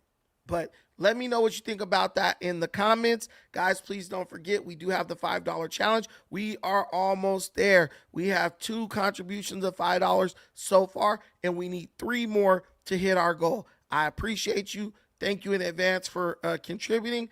And we have another topic that we're going to talk about. I think I might start doing it this way from now on because it's just so much more convenient. So recently, I know they had Trump and several military generals met with families of soldiers that were tragically killed in the USA-Israel-Iran conflict. And there's a soldier who died by the name of Tyler Simmons. His father attended the event and got a chance to meet with and talk with President Trump. And his experience of dealing with President Trump is very surprising to many, many people, because he didn't, when asked by interviewers what the event was like and what his meeting with Trump was like, he did not express any anger or hatred towards Donald Trump. Instead, he expressed great patriotism and respect for the country, even at a time when you know his heart has to be absolutely reeling. Let's see what he had to say. no media there, which was the family's wish and stuff. But the president was there and the defense secretary was there. And I thought I heard you say you were all the families were in their own area. And there were also a myriad of generals, lieutenant colonels, high-ranking officials, senators, congressmen. I can't remember all their names. So when the president and the defense secretary came up to you, what did you talk about? I mean, I was the first person, right out the bat, looked President Trump in the eye and told him who I was. He said, "Yes, Mr. Simmons, I know who you are." I said, "Tyler Simmons was my only son. He paid the ultimate price." And much to my pleasant surprise, I saw emotion in the president's face. Because usually when you see him on television, he's just being the stern leader. I get that. But his humanity showed in that moment. He said, "I can respect the man that can look the president in the face and tell him exactly what he thinks." I think it was one of the few times that he had to look up. Because actually President Trump is taller than I thought. Just expressed his condolences and thankful for Tyler's service. Because that's all I wanted the focus to be, was Tyler. And the premise of all them coming was for them to give their condolences to the family. I know they had no media there, which was... Man, I think that's really amazing. I think it's very tragic, but I do also think it's great that, you know, the president and the other generals were willing to meet with the parents and just let them know that their child didn't just die in vain. That, you know, the people who sent them to die do acknowledge and carry a certain weight with them in the event that these children or these young men and women are lost. The United States probably is one of the best paying militaries in the world. And they offer you extensive benefit packages, even bonuses for signing up. And you could see a world where, you know, they might have a callous approach to families who die, whose relatives die while serving their country. Hey, well, they knew the risk. Y'all gonna get a death benefit for it, so it don't matter. But they don't take that approach. They go, they shake everybody's hand. They sit down with them and talk with them for a minute. They memorize the names of these soldiers so that it's not just a callous, impersonal meeting between a politician and the parents of a fallen soldier. The bigger thing that I think a lot of people don't realize is this. We've lost so few soldiers during this Iran conflict that they can actually meet with each family one by one at a time, sit down for a while and talk with them and express their condolences and regret. That is truly amazing. Even though it comes in the shadow of such a tragic event, it's really amazing that the way the United States is able to wage war these days is a way that results in a minimal expense when it comes to casualties and American soldiers losing their lives. We pray for Tyler Simmons, you know, his family. We honor him and we give him our greatest admiration for the sacrifice he made in defending this country. And that's why it's so important when you think about conflict. You know, you might have your opinions on the situation and you're free to give your opinion and share it. But the biggest thing is we got to make sure that we're still supporting our troops. We got to make sure that we still are encouraging them and letting them know that they're not out there alone. That's one thing that really pisses me off about the way Americans do on social media. You make these people out to be like pariah or social rejects for doing their job. These people are defending your country. If it wasn't for them, any country could come over here and just take everything you got. They're putting their lives on the line every day so you and your children could sleep well at night. Your children ain't got to sleep like you over in Israel getting bombed out. Your kids ain't got to wake up at 3 o'clock in the morning, school's shut down because Iran is launching missiles at the place, and vice versa. Your kids ain't got to wake up at 3 o'clock in the morning and head to a bomb shelter because Israel is bombing the place. You live in safety. But that's because you have men and women in the armed forces who are willing to risk their life to protect you and your family. And they should always be honored, admired, and held in our highest regard, no matter how you feel about the particular operation that they've been sent on. They're not making the decisions. They're not making the rules. They're just doing the best they can with what they're given for their family and for their country. So anyone who talks down on them, it really pisses me off, and it really grinds my gears.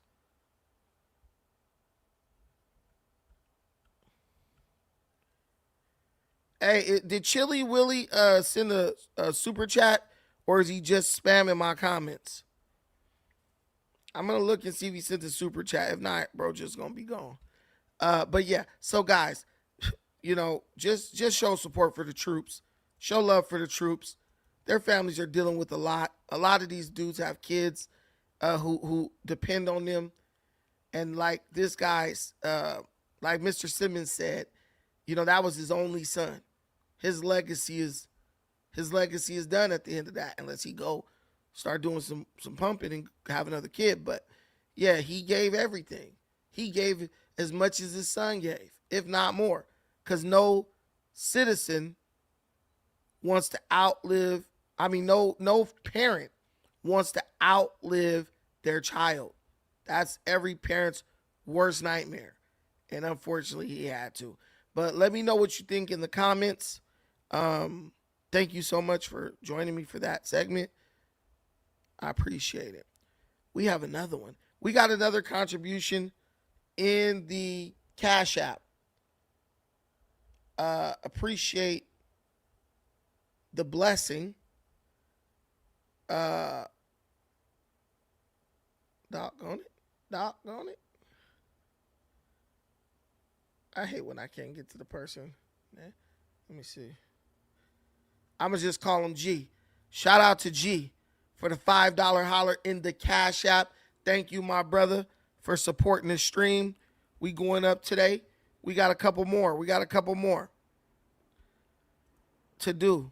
I like doing it like this. What do you guys think? Let me know what you think. Do you like me doing it with the stories from Instagram? Because I have an Instagram by the same name, Defiant Brandon, and it low-key be going up. That's where I post all the stories I see every day. And if you go subscribe, you can kind of get the news. This is like my little news feed. Maybe I should start posting this on YouTube as well. But there's definitely more news there and more hard-hitting stories, some of which maybe I can't cover on YouTube, but many of which I am getting to, but sometimes haven't got around to. For example, like this story right here, where a Loyola University of Chicago freshman student, Sheridan Gorman, was fatally shot in a random provoked attack while viewing the Northern Lights with a friend near campus. Now imagine this. A female student of Loyola University Chicago is just walking with her friends. They're trying to view the Northern Lights. I guess you can see them from Chicago during this time of year. And a random bum comes up to them and shoots Sheridan. And she tragically passes away. Back on the Sunday morning, new overnight, an arrest has been made in the death of this 18-year-old student who was shot and killed this week while just walking with her friends near her Chicago college campus. Loyola University freshman Sheridan Gorman was trying to catch a glimpse of the Northern Lights early Thursday morning. That's when a masked man just opened fire in her direction. Toby Prince Beach Park is a popular area for Loyola University students and people who live in the Rogers Park neighborhood. You can see how many people are out here on this Saturday, and the masked gunman reportedly jumped from the brush, shooting and killing 18-year-old Sheridan Gorman right here. A memorial now in place. Her family says that she was out here with a group of friends in an area she believed to be safe, trying to catch a glimpse of the Northern Lights just 8 miles north of downtown Chicago. A neighbor telling me she heard it all. We heard one pop, and then I was just hoping it was fireworks, and then about 20 minutes later there was some really crazy screaming going on. Welcome back on the Sunday morning. New overnight, an arrest has been made in the death of this 18-year-old student. Yeah, so that's pretty tragic. Just imagine you're just walking down the street with your friends. You're not thinking about violence. You're not thinking that some weirdo is going to come up and try to attack you or do violence to you.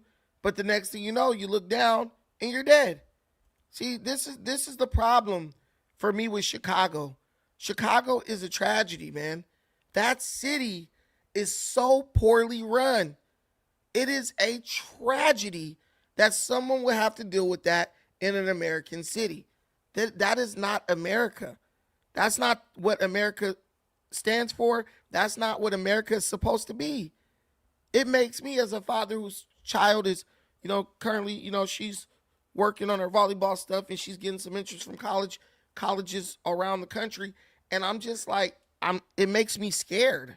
It makes me afraid to see senseless violence like that. But what makes me even more afraid is the fact that you have politicians who defend these criminals, and what's worse, they defend the way they engage with these criminals.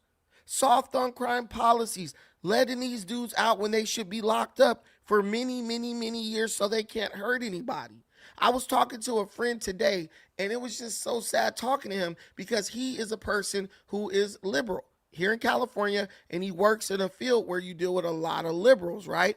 And I was playing with him like, man, I need to get a job. You need to give me a job. He said, nah, man, you got too much bias. You wouldn't be good working in this job. And so we start talking about crime, and we start talking about people who kill people. And he told me about some kid who killed 4 people, but he grew up in a gang. His parents were gang members. He was a gang member. And so basically his parents groomed him and taught him to kill, right? And I said, well, here's the thing. That kid, he's 15 or 16 years old.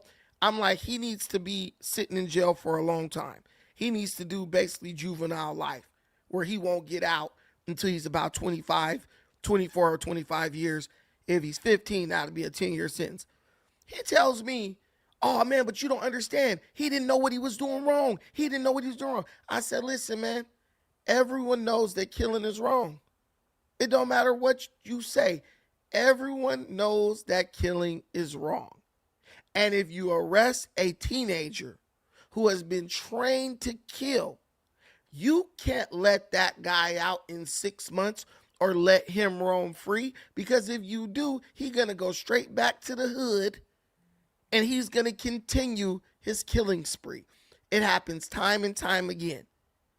And when you lock him up, you got to keep him locked up long enough so he can sit down and forget all that brainwashing and all those teachings that he learned from his parents.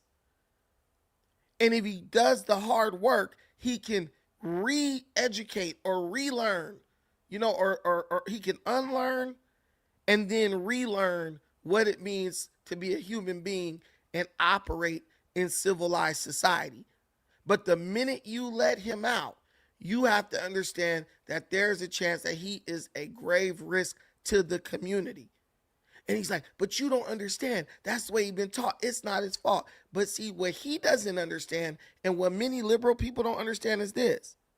They have sympathy for the criminal and everything the criminal has gone through. But they have no sympathy for the victim, the innocent, unsuspecting victim, like Sheridan Gomez, the Chicago, Loyola Chicago student, the innocent victim who wasn't doing any harm to anyone. all she was doing was walking, trying to see the northern lights with her friends before she was viciously gunned down. Her legacy, her spirit demands justice.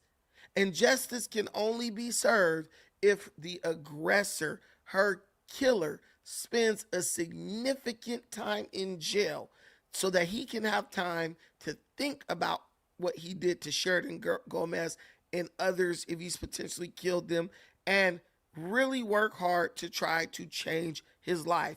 Life should not be easy for these people. Life should be harder for these people for the rest of their lives, not easier. I hate that this happened to Sheridan. My condolences go out to her family. Let me know what you think about this situation in the comments. But like I said before, Chicago is a tragedy. Mayor Brandon Johnson has to go. Mayor Brandon Johnson has to go. He has destroyed the economy of that city and created an environment that literally enables criminals and perpetuates their criminal behavior. Cannot live like that. That is not what America is all about. Sorry that had to happen to you, Sheridan. It's really bad. Really, really, really bad. Who was shot and... Okay. So we got that one. Before we go any further, I like to shout out RLF. Appreciate you, brother, for the $10 holler in the Cash App. I appreciate you so much. Hey, you guys, if you send Cash App, y'all buying dinner, because I cannot find my debit card for the life of me. So I have no money and no way to buy food. I'm literally sitting here drinking coffee to try to curb my appetite a little bit. But so may a special blessing be upon you if you hit the Cash App, because that definitely will go towards getting some din. Okay, so did you guys tell me whether or not you like the Instagram setup? Yeah, right along with you. Eyes black. Let me know if you guys like me doing this like off the Instagram. I mean, I think it's pretty cool, but maybe you guys don't like it. So I really want to know. Okay, what else do we have right here? We got that, the Black Fallen Soldier. I don't know if that's going to be enough for a story. Experience. I'm just trying to look.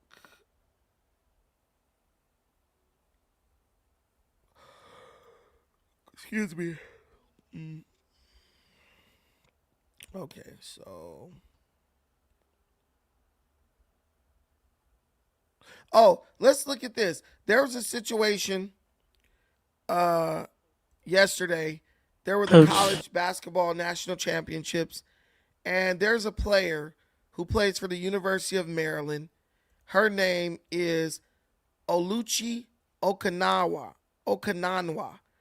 And she had a very heated exchange with her coach on the sideline during their game, during the national championship game, the women's. And as we do, the black internet tried to blow this situation out of proportion. Oh, she's disrespecting that black queen, and really trying to create something where, honestly, I saw nothing. But I'm going to let you guys check it out, and you tell me what you think. Is this something that we should be up in arms about, or do you think this is just a part of sports, and we need to let this be settled between Oluchi and her coach, Brenda Freeses? Understands I'm a competitor at heart, and I've told her this before, and I'll keep on telling her this until forever. I love to be coached hard, and that's what she does with me every single day. And really what that was a regroup moment for myself, and her telling me she believed in me, because sometimes that's really all you need to hear to get back out there. It's a long game, lots of ups and downs, and I feel like after that conversation, that's when I really went back out and just did what I had to do for my team in that moment. So I'm forever Coach understands I'm a competitor at heart, and I've told her this before, and I'll keep on telling her this until forever. I love to be coached hard, and that's what she does with me every single day. And really. So based on what Oluchi is saying, she doesn't mind it. She doesn't mind it. She thinks it's great. She loves the coach, and the coach knows the player. My problem is when you have people who are not in the inner mix of that basketball team, they don't know what the hell is going on with that coach and that player, but they have so much to say about how this lady is coaching her team. And really, I don't know why we think this helps black people who are in these positions when the black internet brigade gets all up in arms and it's like, how they gonna disrespect them like that? It really doesn't. And it's clear that we didn't learn our lesson from the tendernism situation where we acted so damn crazy about it that Walter ended up getting fired from his job over at tendernism. We didn't learn from that. We're still doing it. We're still weaponizing the internet against people who are simply just doing their job to the best of their ability. And the problem is we're weaponizing the internet with no context as to what's being said. Now I'm going to play the exchange. The exchange was, you couldn't hear it. It wasn't audible, but I see the coach mouthing to her, I believe in you. So despite what the face looked like, sometimes when you're dealing with these athletes, you got to get up in their face. But this is two women. This woman ain't no kid. She grown. And then this lady is her coach. Oluchi Okananwa is getting attention after speaking about her relationship with head coach Brenda Fries and why moments with her mean so much. The young basketball player shared how important the support and guidance from her coach has been during her journey. Instead of focusing only on games and results, she talked about trust, respect, and the connection between a player and a coach. Oluchi Okananwa explained that moments like these are the ones that stay with athletes long after the game is over. Her words quickly connected with fans because they showed the human side of college basketball. Coach Brenda Fries has built a reputation not only for success on the court, but also for the strong relationships she builds with her players. That is one of the reasons why Oluchi Okananwa's message is getting so much attention. Many fans said the story is inspiring because it shows how important mentorship is in sports. The relationship between a player and a coach often becomes one of the biggest factors behind confidence and growth.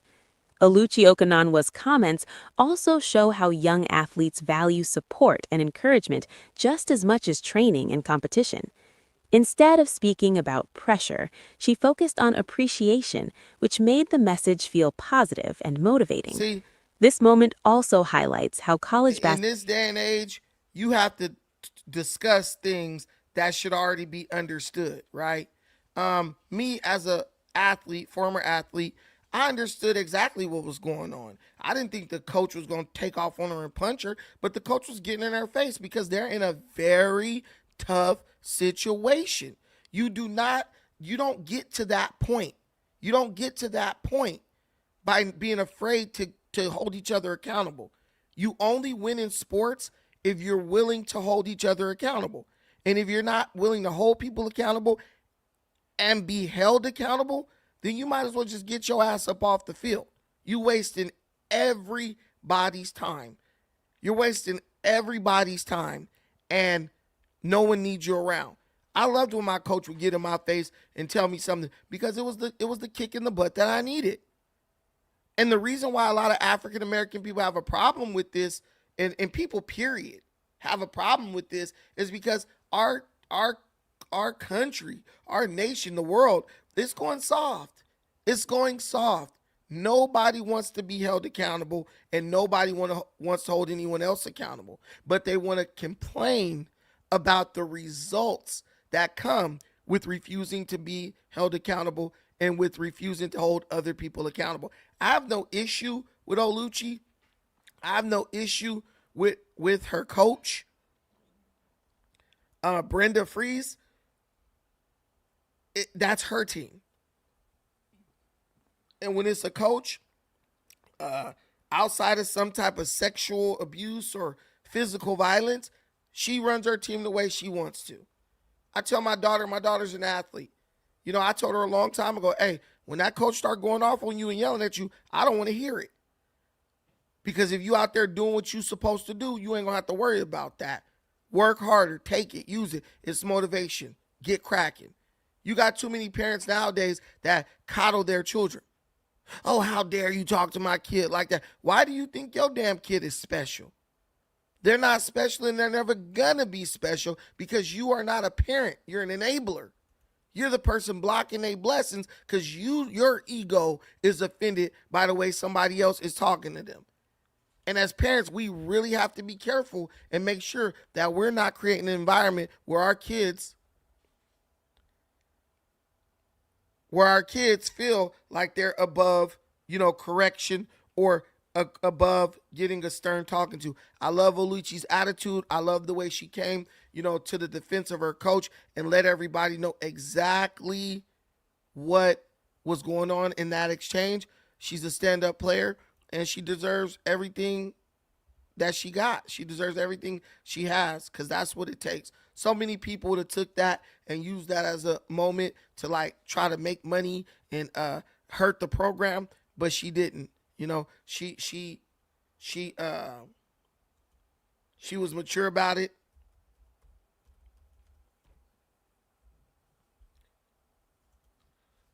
She was mature about it, and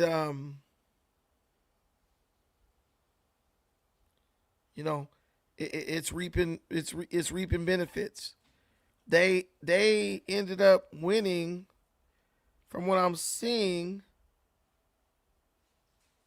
I believe they won. Did they win the national championship? I believe they won. I don't know. I don't follow women's basketball. I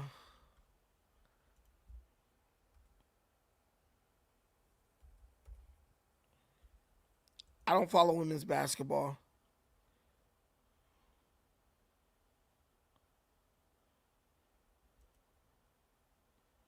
No. So they're in the tournament, I think. Y'all not even commenting, but yeah, I don't think they won. I think this is just a tournament that they're in. Brandon, what if schools bring back spanking? How would you feel about that? I would feel like it's great because some of these kids need their ass whooped. We're in a bad situation, y'all. I'm telling you, when it comes to kids, schools, etc., we are in an extremely bad situation. And as far as I can see, it's only getting worse. It's only getting worse. It needs to be addressed and it needs to be rectified immediately. But let me tell you the reason why. Because if you don't do anything about it, undisciplined kids who never get corrected, at the end of the day, they only end up hurting themselves, right? They end up costing themselves everything. They end up costing themselves everything. That's why God gave children parents. So you could make sure that you train your kid in a way and discipline your kid in a way to where they won't be an impediment to themselves, right? If you don't do that, you'll find your kids end up blocking their own blessings. That's just the way it is. You'll find your kids blocking their own blessings, and they're gonna blame you at the end of the day. They will literally be like, yo, why didn't you tell me? Why didn't you teach me? Why didn't you let me know that this attitude that you allowed me to carry throughout my childhood and into my adulthood was going to be something that hurt me? They'll blame you. That's the way kids are. If you are too stern and strict, they're going to come back at you, blaming you like you were too stern and strict. You didn't let me do nothing. You didn't let me experience life. If you are not strict enough, they're going to come back to you and say, hey, you weren't strict enough. You didn't let me experience life. You was out here just letting me do whatever. It's going to come back to you no matter what. So the best thing to do is to try to, raise your kids to have balance, to be disciplined people. And in order to raise disciplined children, that takes discipline. No matter how you want to slice it. To have disciplined children takes discipline. And a lot of parents, they don't like to discipline their children in any way, shape, or form. And it's starting to show. So there's this huge scandal. We're going to stick with basketball for a second. There's this huge scandal where it's being said that you have college coaches that are now saying that they do not want kids coming to their schools who do not have a two-parent household. They're out here saying that if the kid ain't raised by a mother and a father, we don't want him. And this was on full display in the recent college men's national championship game where the Iowa Hawkeyes defeated the Florida Gators. Someone was on this story from the very beginning. They've been saying this for several years now. And I feel that this person has kind of been exonerated because they faced a lot of scrutiny for some of the statements that they made regarding this situation that we now know is a reality. And that person is none other than Jason Whitlock.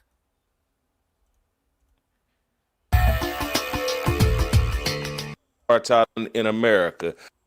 Cinderella is there.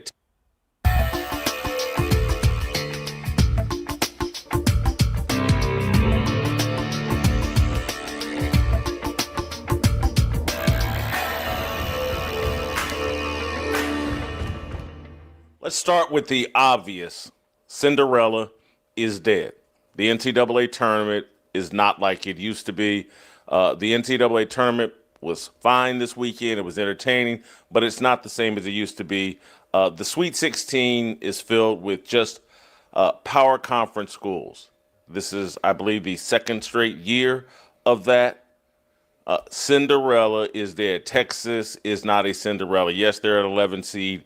Yes, they pulled off an upset, but they're not Cinderella. They got as much money as anybody, will spend as much money as anybody, bought Sean Miller as their coach. That's not Cinderella. So, that's the obvious. What is not so obvious is that it's part of an overall cultural shift going on in America that we will talk about today. And the Great Replacement Tournament is what this is.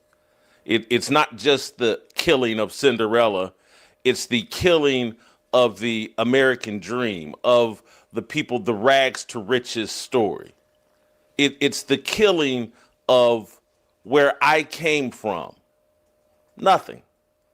And when I say nothing, I don't mean it in a biblical way. I mean it in a financial, economic, American dream way. Someone starting from poor, ghetto, father didn't graduate high school, father starts out as a factory worker, father opens up a small business in the inner city of Indianapolis, mother a lifelong 30-year factory worker, starting out in the hood, moving up inch by inch by inch, and then putting their kids, me and my brother and my stepsister in position to go to college so that we could elevate.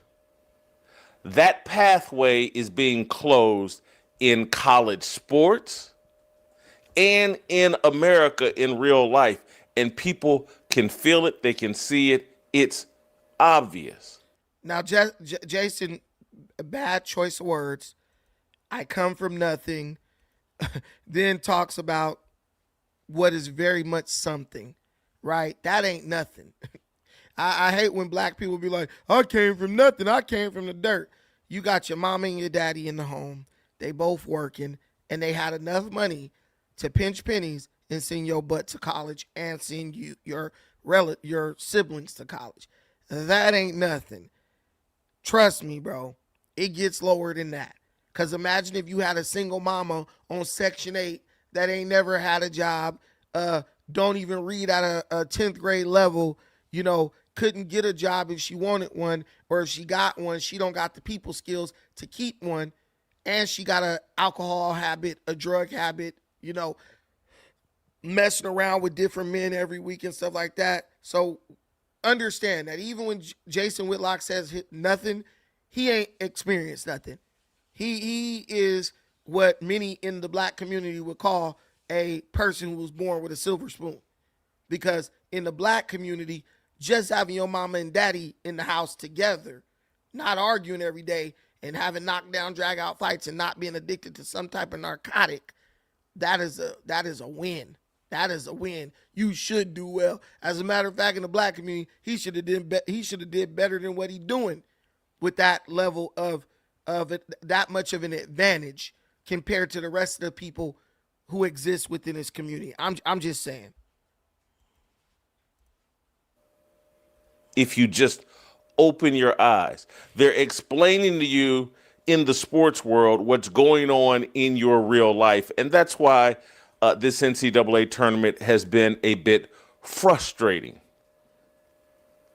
Those of the have-nots will satisfy themselves with a first-round game, getting blown out, and hey, you went to the big dance. Now get out of here. We have real business to take care of.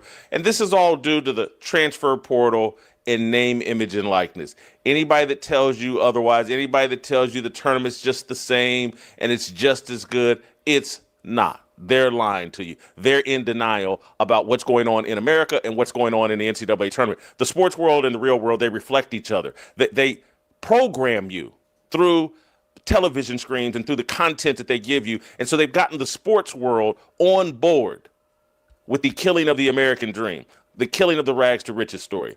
That's obvious. The other thing how they want to satisfy you is with DEI. For those of you that are have-nots, and particularly for those of you, the people of color, black people, black Americans, they want to satisfy you with DEI. They will put a symbol or two out in front of your face to say, look, nothing's changed. You too can be a part of the American dream. Look at Nate Burleson. Look at Renee Montgomery. Look at the CBS studio show where we put a group of Negroes out front to cover up for the fact that everybody behind the camera, everybody on the other side of the camera, it doesn't look like that. It's not them. And so Nate Burleson, who has no business hosting an NCAA tournament show, the big dance. This is a inconsequential NFL player. And by inconsequential, I'm not trying to be brutally negative, but no one remembers Nate Burleson's career. He had a nice one. I remember Nate Burleson. Doesn't he play? He played receiver for the Vikings, I think. I could be wrong, but I remember him. He played, I believe. I believe he played for the Vikings. Yeah, he was a football player. He was NFL. Yeah, Minnesota Vikings. Why, bro, hating on Nate, bro? Hey, Jason, stop hating, bro. You sounding like a fat, jealous dude right now. He hating on Nate. But the point Jason is making, right, and he's going to go on to make it, but we don't have time to listen to him emote. He's basically saying that college football and basketball is now eliminating the Cinderella story. The story where, the rags to riches, some kid came from abject poverty and was able to achieve success in one of the major league sports of America is basically dead.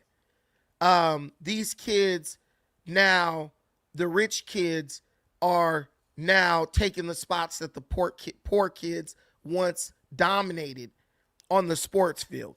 When I was young, you could get a scholarship to play football or basketball straight out of high school to go to a major university with no money and really no real technical skill.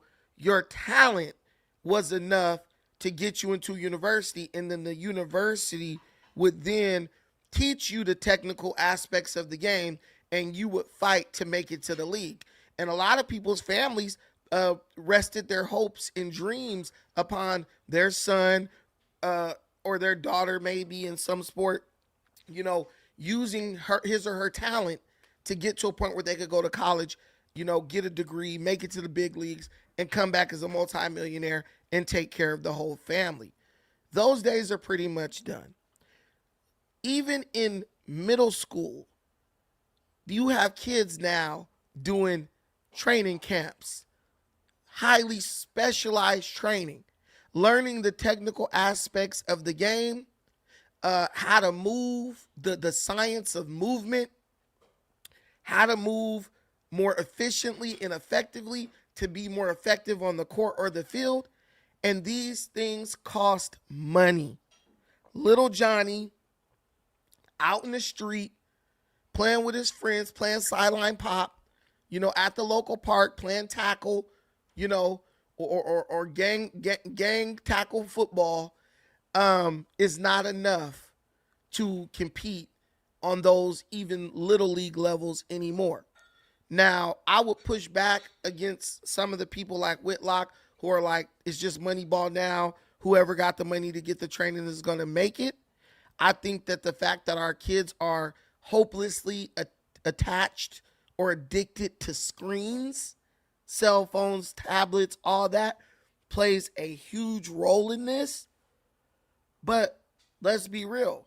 It all leads to the same conclusion.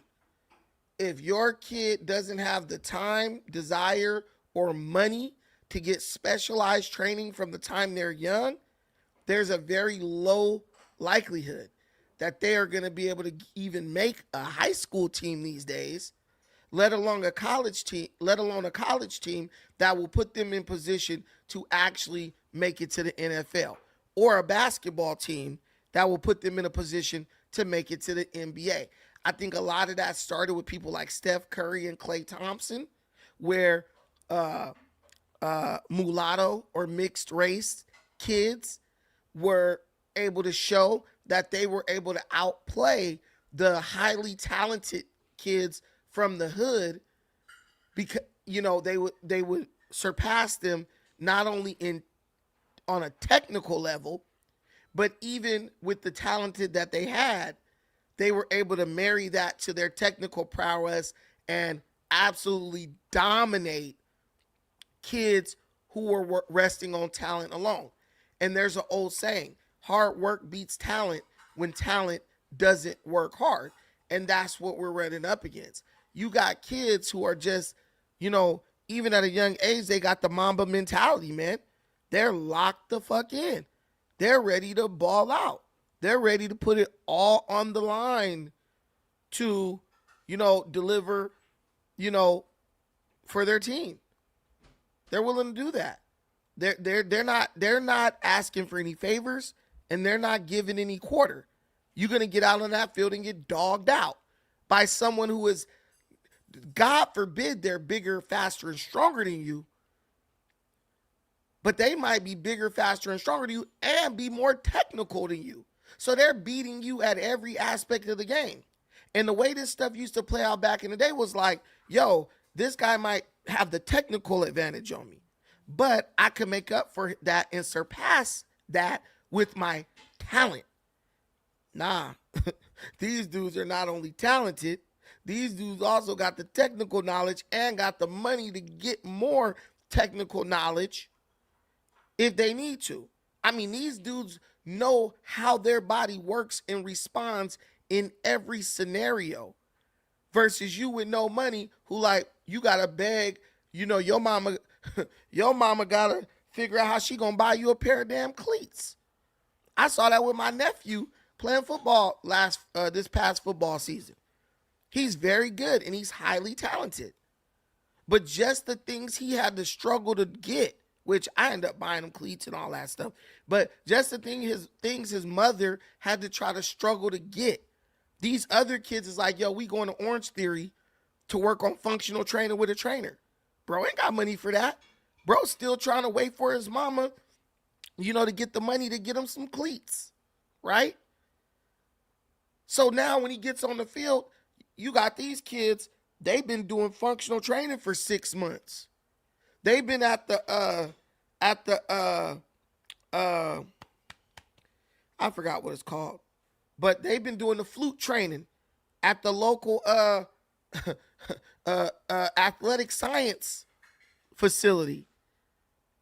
Bro been working, collecting dollars and $5 bills to just get a pair of cleats. When they get on the field, who you think gonna have the advantage? I'm just telling you. This is the reality. Versus like my daughter, she is someone who she's a bit undersized for the position she plays. But because she is able to afford to go to the clinics, get the private training, go get trained by like an Olympic AVP champion coach, she excels over girls who are 3, 4, 5 inches taller than her. You see what I'm saying?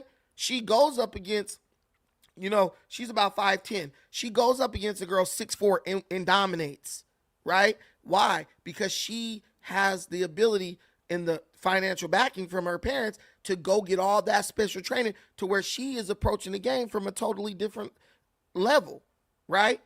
It makes a huge difference. So then when she goes to a tournament, she gets back home, they go to Boston or Dallas or something for a tournament. She come back home, it's 4 or 5 emails from college coaches talking about we gonna come watch you and see you. We were in Boston. The coach from Boston was like, yeah, I heard you're gonna be at Vegas. I'm gonna come to Vegas to watch you. Other side of the country to come check her out. That's how it works. And I'm really understanding that more now, being a parent who's willing to pay, the cost for his kid to be able to compete at the highest level in something. And I'm telling you, the girl at the school down the street who is talented and she's pretty good and she's tall and, whatever, she's athletic, she's getting passed up for the girl who has all the technical training plus some athleticism. Because the coach is like, I don't have to teach all that. I could plug this person in and we just do it moving. I had a team that almost got to the championship last year. I don't got to bring in a freshman and coach him up and it's going to be 3 years until we get back there. They like, I bring in this one who has all the technical training, already played in a system like mine, understands the philosophy and principles and concepts of volleyball, and boom, we're good. We're gone, right? That's what we're dealing with now. And so that's what Jason Whitlock is talking about. Those days are over. And this ties back into what I always talk about when I talk about like African Americans and minorities. A lot of the doors that were once open to us, they're being closed because people are learning and they're evolving this to be able to outdo you in areas where you once dominated. No one thought Steph Curry, Lil Mix Boy, was going to come in and become probably the greatest point guard in the history of point guards. Steph Curry came in through the back door. They thought the greatest point guard ever was going to be a passer. They didn't know that the greatest point guard ever was going to be a straight assassin from behind the three-point line. We used to approach basketball like point guard don't even shoot the rock. If I'm telling you, 30 years ago, You would not have been able to convince any player in the NBA that the man who would be revered as the best point guard in the history of the league would be a dude who shot the ball more than he passed it. You would have never been able to convince nobody of that. But look where we are. It's just them's the facts these days. So yeah, Jason Whitlock, he's making a lot of sense. Another thing he talks about is how they don't want any. There's this thing where some coaches are saying that they don't want any kids that don't come from a 2-parent home. Now think about that. You have coaches now who are saying they don't want a kid. They don't take a kid unless he comes from a 2-parent home.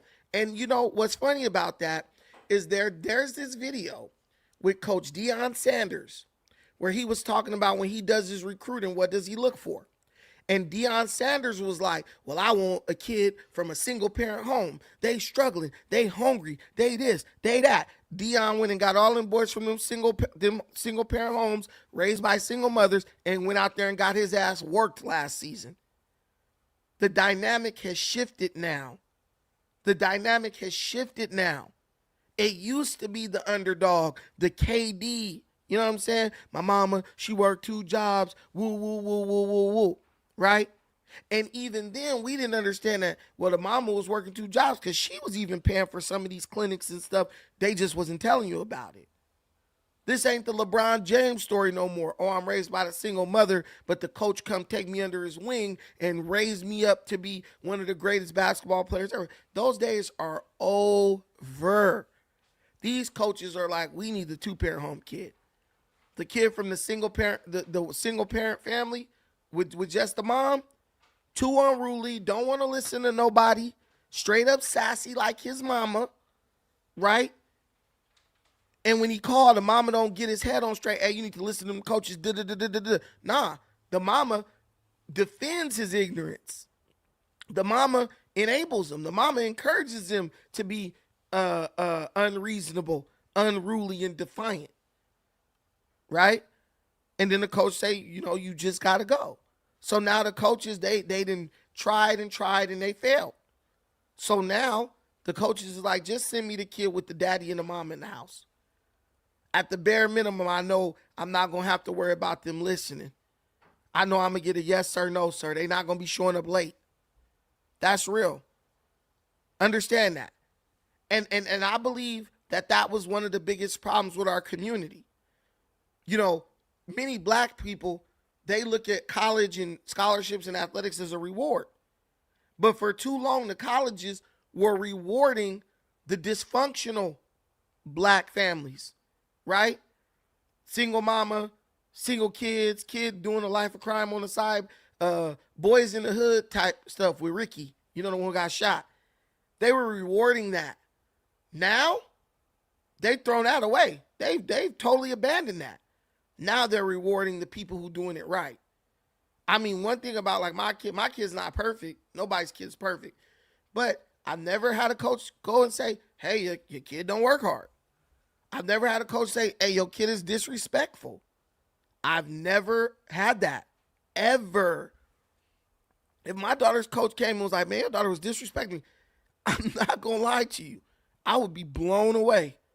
I would be blown away if a coach told me that. I'd be pissed off and I'd be hitting her up immediately. But I would be blown away because I just, you know, with my kid, she doesn't engage like that. You know, she handles her business. You know, she goes there. She's there for a reason. Man, my dad and my mom, you know, they paid a lot of money for me to be here. And I'm gonna act like it, and I'm gonna appreciate it. You know? And it shows. But there's kids that, you know, the single mother raised kids, they don't have that attitude. You know what I'm saying? I'm God's gift to everything. Y'all the ones who asked me to come here. Woo, woo, woo, you know? So, you know, we do, you know, but now it's crazy how the dynamic is shifting. I'm not going to lie. I'm one of those people who never saw it going this way. But now that it's going this way, I'm like, I'm not mad at it. You know, I'm not mad at all by it. You just gotta be, you know, I feel like things are balancing. The universe has a way of balancing itself out. But nobody saw this coming. Nobody saw this coming. Where coaches would say, we don't want the more talented kid who is, coming from the single parent home. We want the kid who might be a little bit less talented, but we ain't got to deal with all this bull crap because this kid is raised in an environment where there's discipline. That's the craziest thing to me. We just always assumed, little talented Pookie, you know what I'm saying? He gonna be here. He gonna be the one able to do whatever the hell he want because he has the talent, But now it's technical. It's all about technical. It's all about expert. It's all about discipline. So, man, it's a sad day. But get your kids in order. But I love it because it's also like now, when you have those kids, daddy ain't just gonna be able to say, "Oh, he gonna be in the NFL." Nah, he gonna be in the NFL if you stay in his life. He gonna be in the NFL if you stay and be the man of the house and raise the family. If you don't do that, he ain't got a chance. That's real. He ain't got a damn chance. But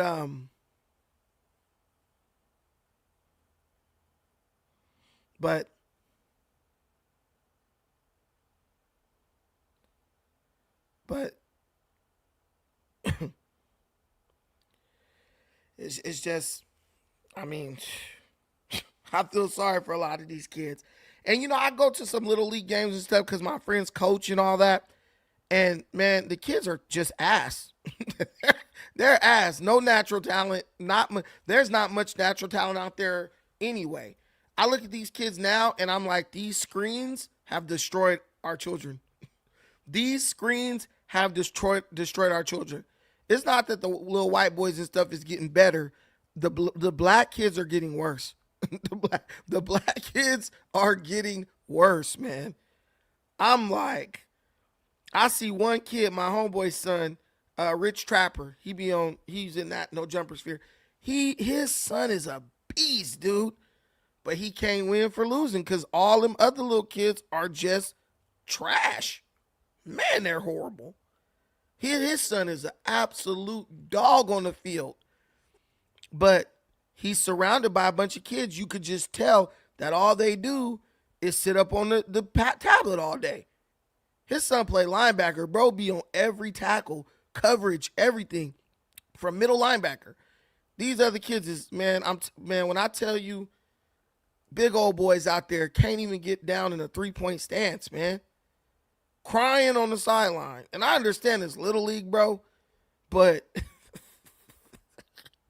you are out here crying on the sideline. You a big old boy and you out here crying. But that's what it's come to. And what do you see out there with them? A bunch of single mamas trying to argue and fight with the coach, right? And those college coaches is like, we not dealing with this shit. Hell no, you ain't coming up here trying to go crazy on us. It's really crazy. It's really wild.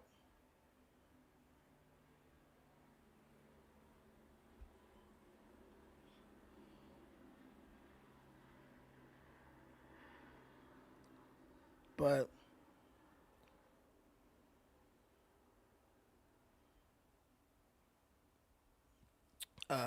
yeah. So y'all just know, don't be out here dropping babies off. Don't be out here dropping babies off thinking that they about to they gonna come calling you 20 years later talking about, "Daddy, I made it to the NFL." Hell no, not no more. It's a bittersweet thing, but it's really I think in the long run, it's gonna have a huge impact. In the long run, it's gonna be major, and I think it's gonna be a benefit at the end of the day. But let me see. I'll show you guys this. Here goes some athletes. Here goes some athletics.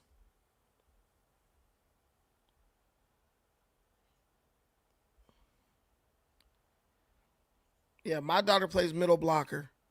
Bam. She cooking from the middle.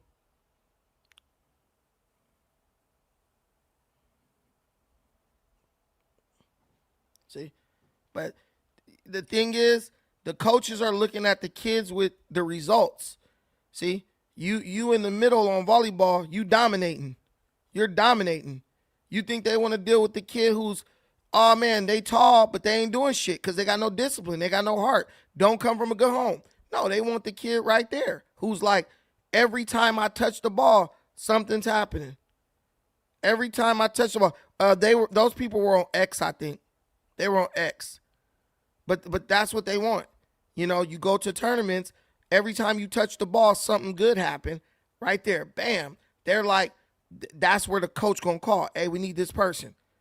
Then you gonna sit and meet with the coach. They're gonna say, oh man, mom and dad, boom, plus, plus, plus, plus, plus. They want pluses. They don't want minuses. They want hard work, good home, effective. Right? That's all they want. That's what, you know, the two-parent household provide. An example. Even you just working your marriage out and being there for your kid and them just saying, man, my mom and dad might have issues, but they get through it. They face adversity, but they get through it. That's the ultimate lesson of sports.